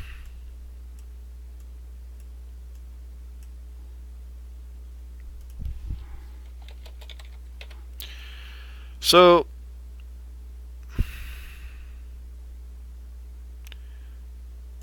Sand is very mana heavy. If it's a combo deck, this hand's pretty decent. If it's a...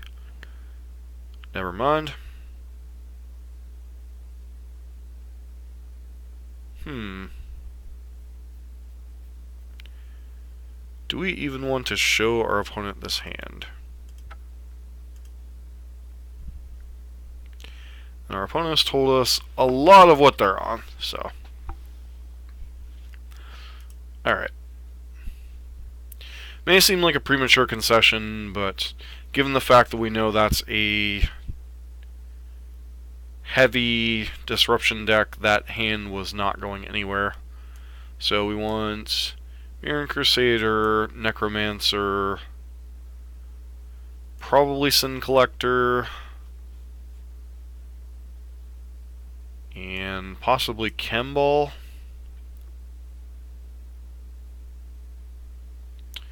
Against... cards do we not want? Phantasmal Image doesn't seem great against a removal heavy deck. Canonist, no. Kataki, no. Nearheath Pilgrim, no. Stony. That... Is it Staticaster? Maybe if they're a Lingering Souls deck. Maybe this is a matchup we want Hostage Taker in, but I don't think so. Probably trim like a vial or two. Bring in a couple of the images back in.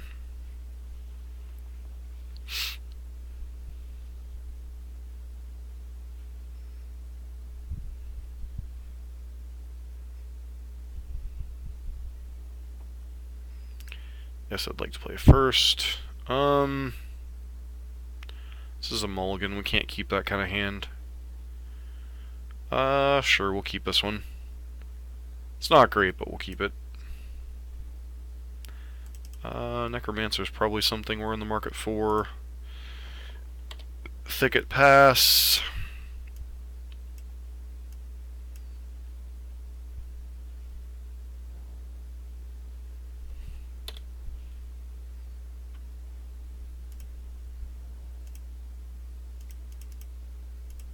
Play out Thalia here.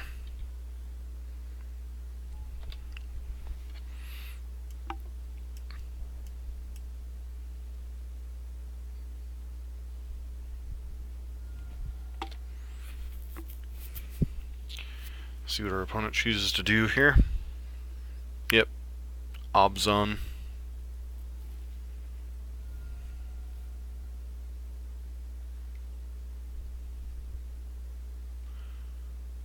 You have to pay 2, friend. Alright.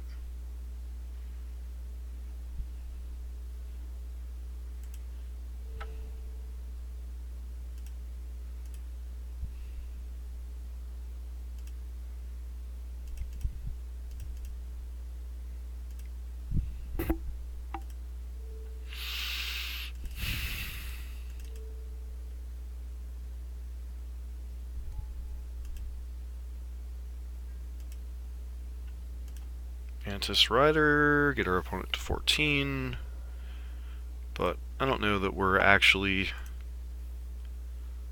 going to be able to punch through this.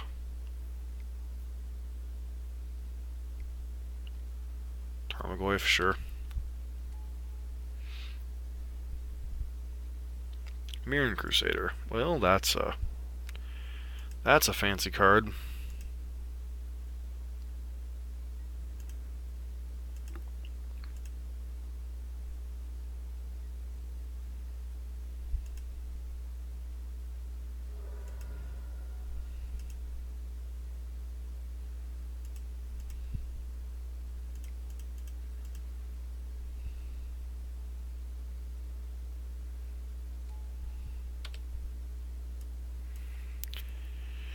See if our opponent has like Path Exile here.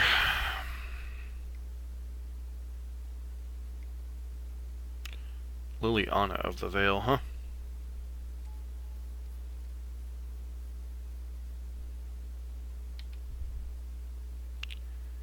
Guess we get rid of Mantis Rider here.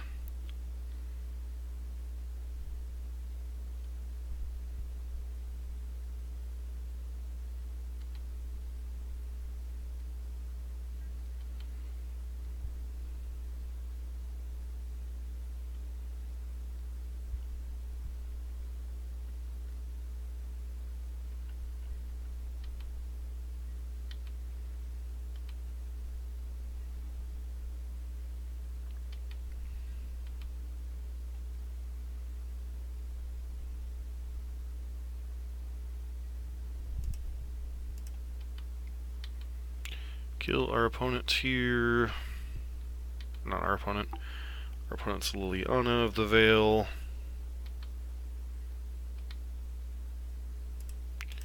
Take Kite Sail Freebooter. See what our opponent's working with over there.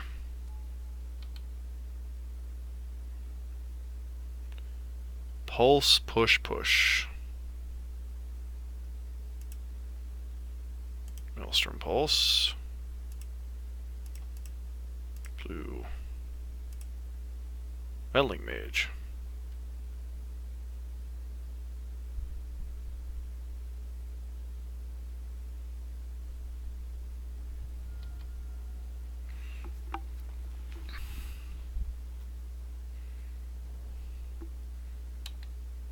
Alright.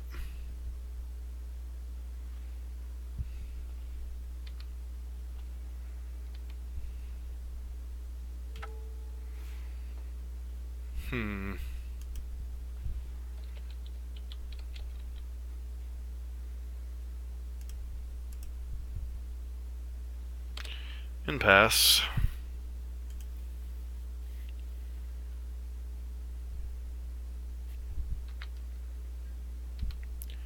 Here comes Tarmogoyf. Yep.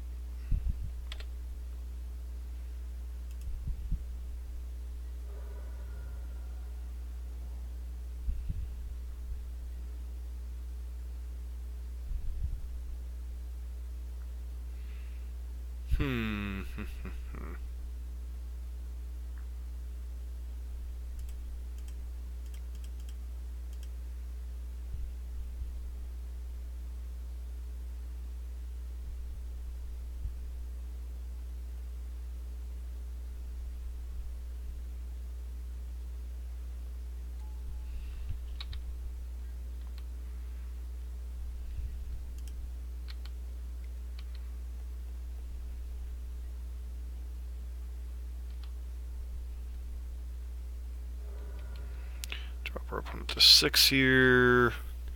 See if they Fatal Push something on end step. Probably Fatal Push the Meddling Mage here. Yep.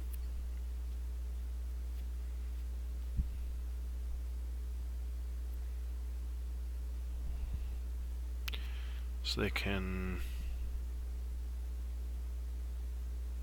Pulse plus activate Treetop.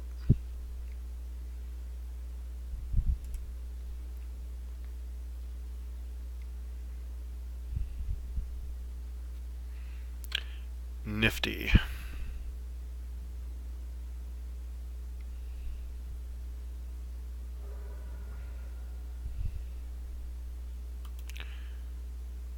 Black Zombie token.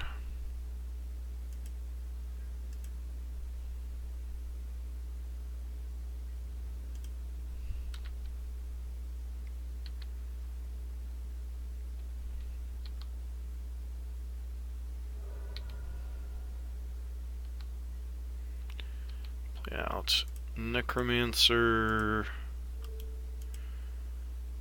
And hope you didn't draw a removal spell, I guess.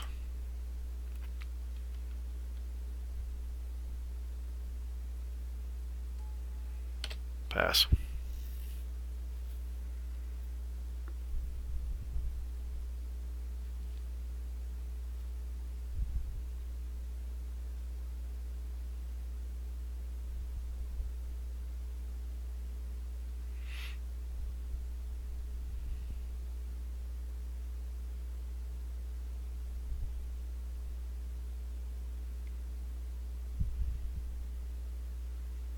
Alright.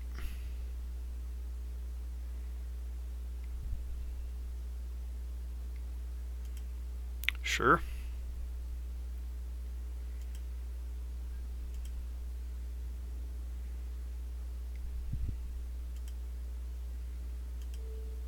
Block? I'm pretty sure this isn't a trick question. Get a zombie. And you're dead, friend.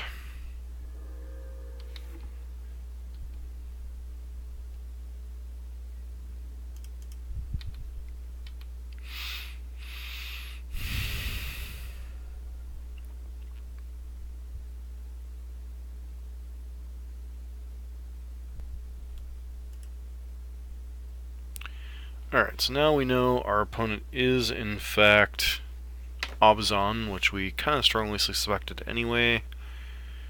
Is there anything in our sideboard that we might want?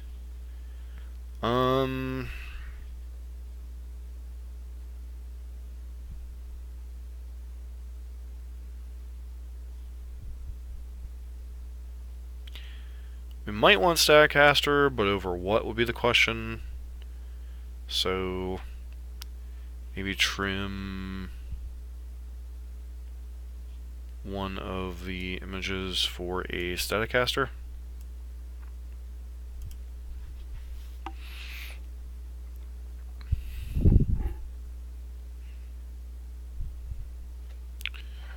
So these are the kind of matchups that I was afraid of when playing this deck, is just the I mean, yeah, hand seems pretty decent.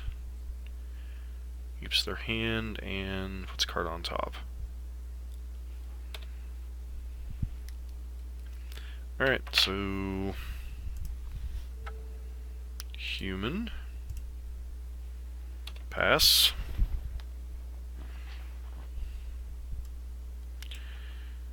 See what our opponent plays here.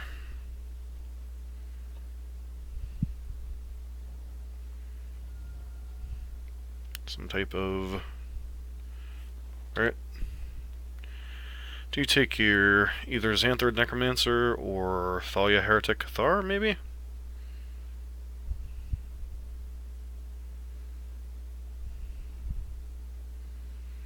One of the Thalias, very interesting.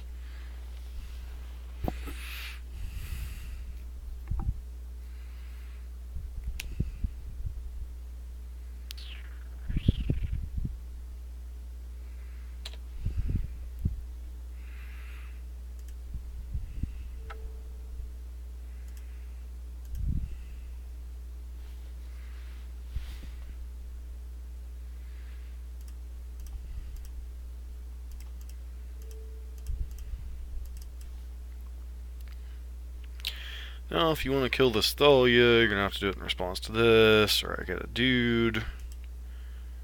Alright, so apparently you're not killing Thalia.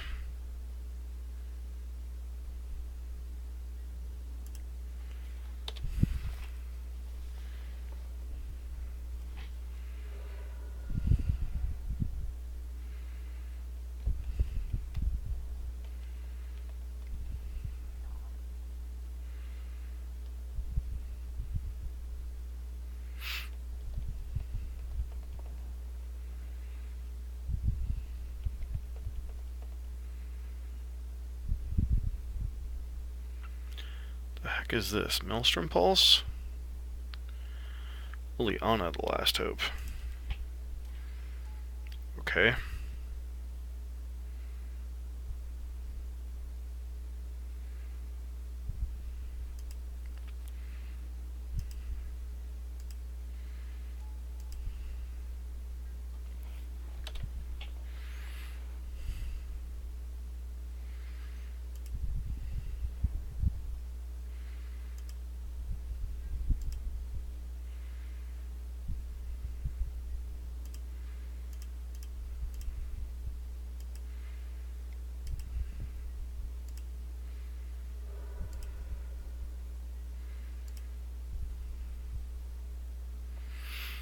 Hmm.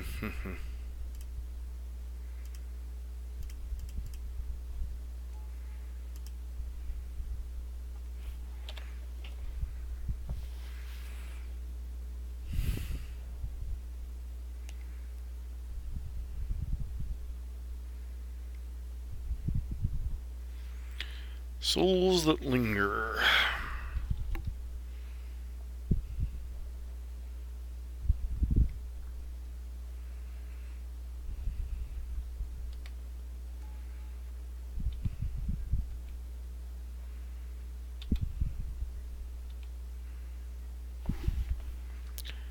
Suppose we'll go ahead and crack this. Kite Sail free bidder. Alright.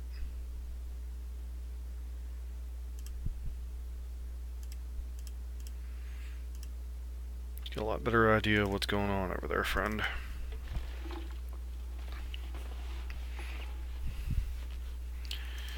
Doop-a-doop-a-doo. 2 lands. Alright. So you're playing defensive because you have no choice, not because your hand's great.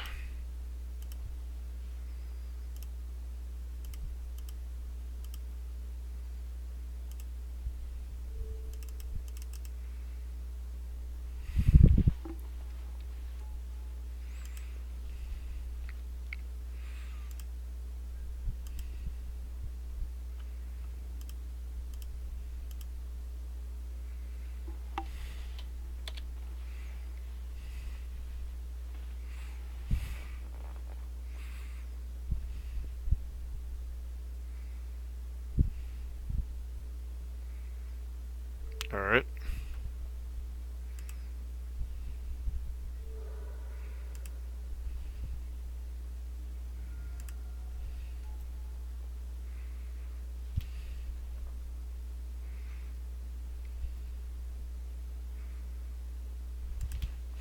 Sure.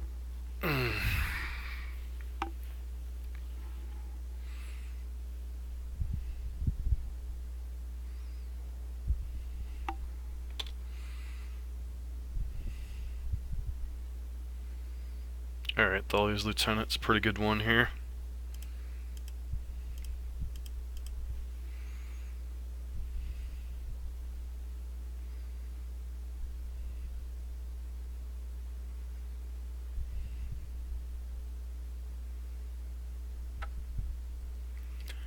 Alright, so returning to the humans deck. The thing I would say about the humans deck is this deck is a lot more complicated to play than Burn. The sideboard and your choices are enormous. I like the kind of spread out, like multi-function version of this sideboard. The deck has a lot of flexibility. Looks like you can pretty much build it to beat just about any deck you want to. I mean, we managed to beat Abzan there when we didn't even really play game 1 because we chose to scoop rather than show our opponent what kind of cards we were working with. There's a lot of flexibility in this deck. It's pretty awesome. Definitely a deck I want to come back to and play some more. I want to get a little more focused sideboard, similar, probably more closer to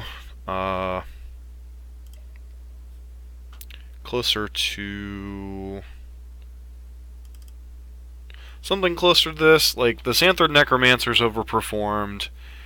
I probably don't want the 4th Reflector Mage. Inoffenza was kind of... So looking at the sideboard, what cards really stood out from this original list? Fiend Hunters were kind of eh. You could see a 1 of Renegade. This Inoffenza was kind of okay, but not great. Aethersworn Canonist, I could see operating with one instead of 2. Like Statcaster is a 1 of. Reflector Mage.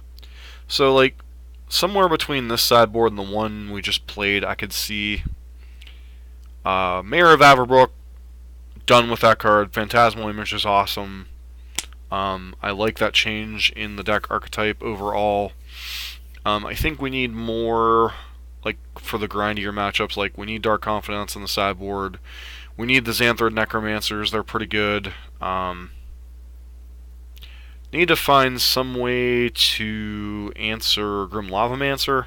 I noticed that was another card that we seem to have problems with during that league. But beyond that, the deck was pretty sweet. I mean, there's a lot of like interchangeable parts that you can swap in and out. The main deck's pretty close to set, I think.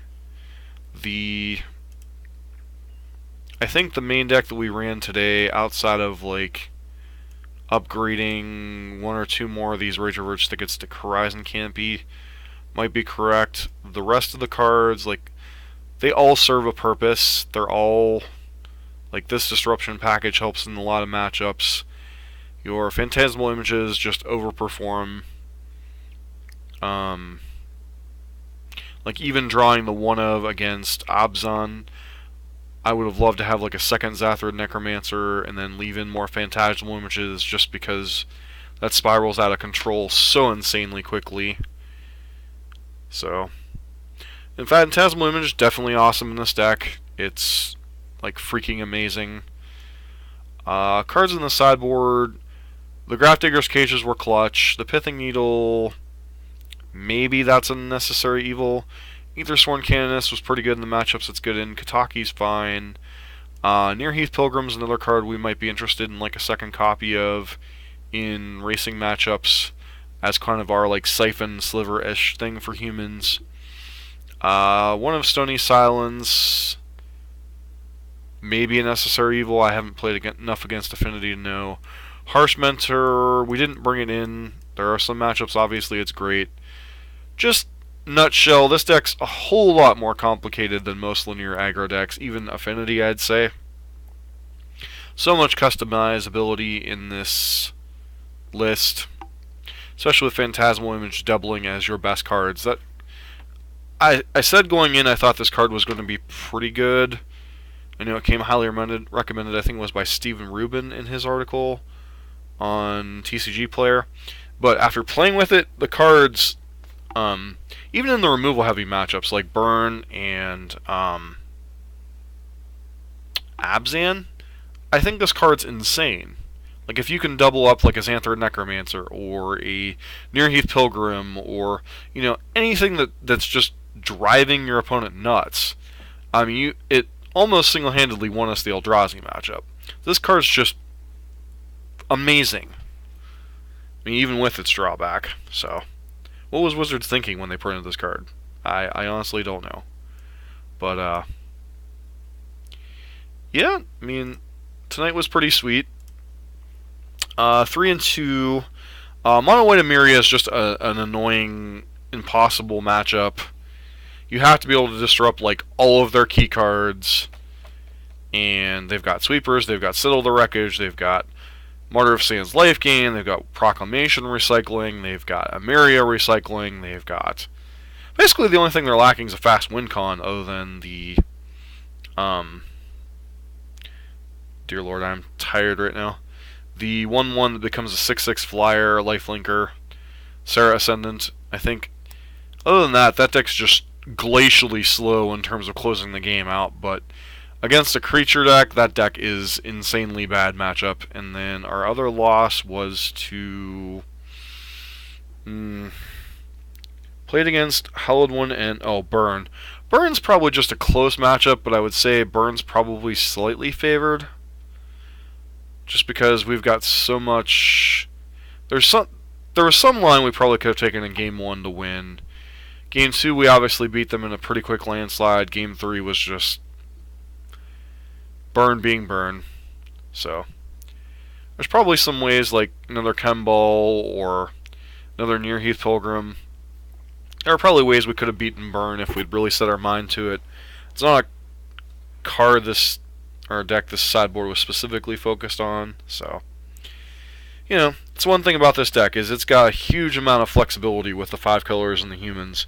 You don't realize how many like great spell type humans there are. So I think this deck's pretty sweet. We'll definitely give it another run before we make our final decisions on which linear aggro decks to feature on the channel. Thank you very much for tuning in. This is Dusk for MTGO Tavern. If you like what you're seeing on the channel, feel free to hit that follow button. If you really like what we're doing, feel like supporting us a little bit more, feel free to hit that subscribe. And we also have a YouTube channel. Link is down below. We've played a lot of Standard and a lot of Modern content. This year, starting the new year off, we're playing a little bit more, focusing on Modern till the new set comes out. We're focusing on linear aggro decks right now. We've played Burn last night. We played 5-colored humans tonight with Phantasmal Image and Aether Vial. Not sure which deck we'll be featuring tomorrow night. We might give humans another look with a slightly updated sideboard. We might take a look at the old Collected Company humans list that I talked about earlier in the video. I'm not really sure which one of those we're going to feature. Could even go blue or blue-green merfolk. A couple different options for tomorrow night. I have to see how I'm feeling. So, thanks everyone for stopping in. Been great hanging out with you, and hope to catch you again sometime later. Good night.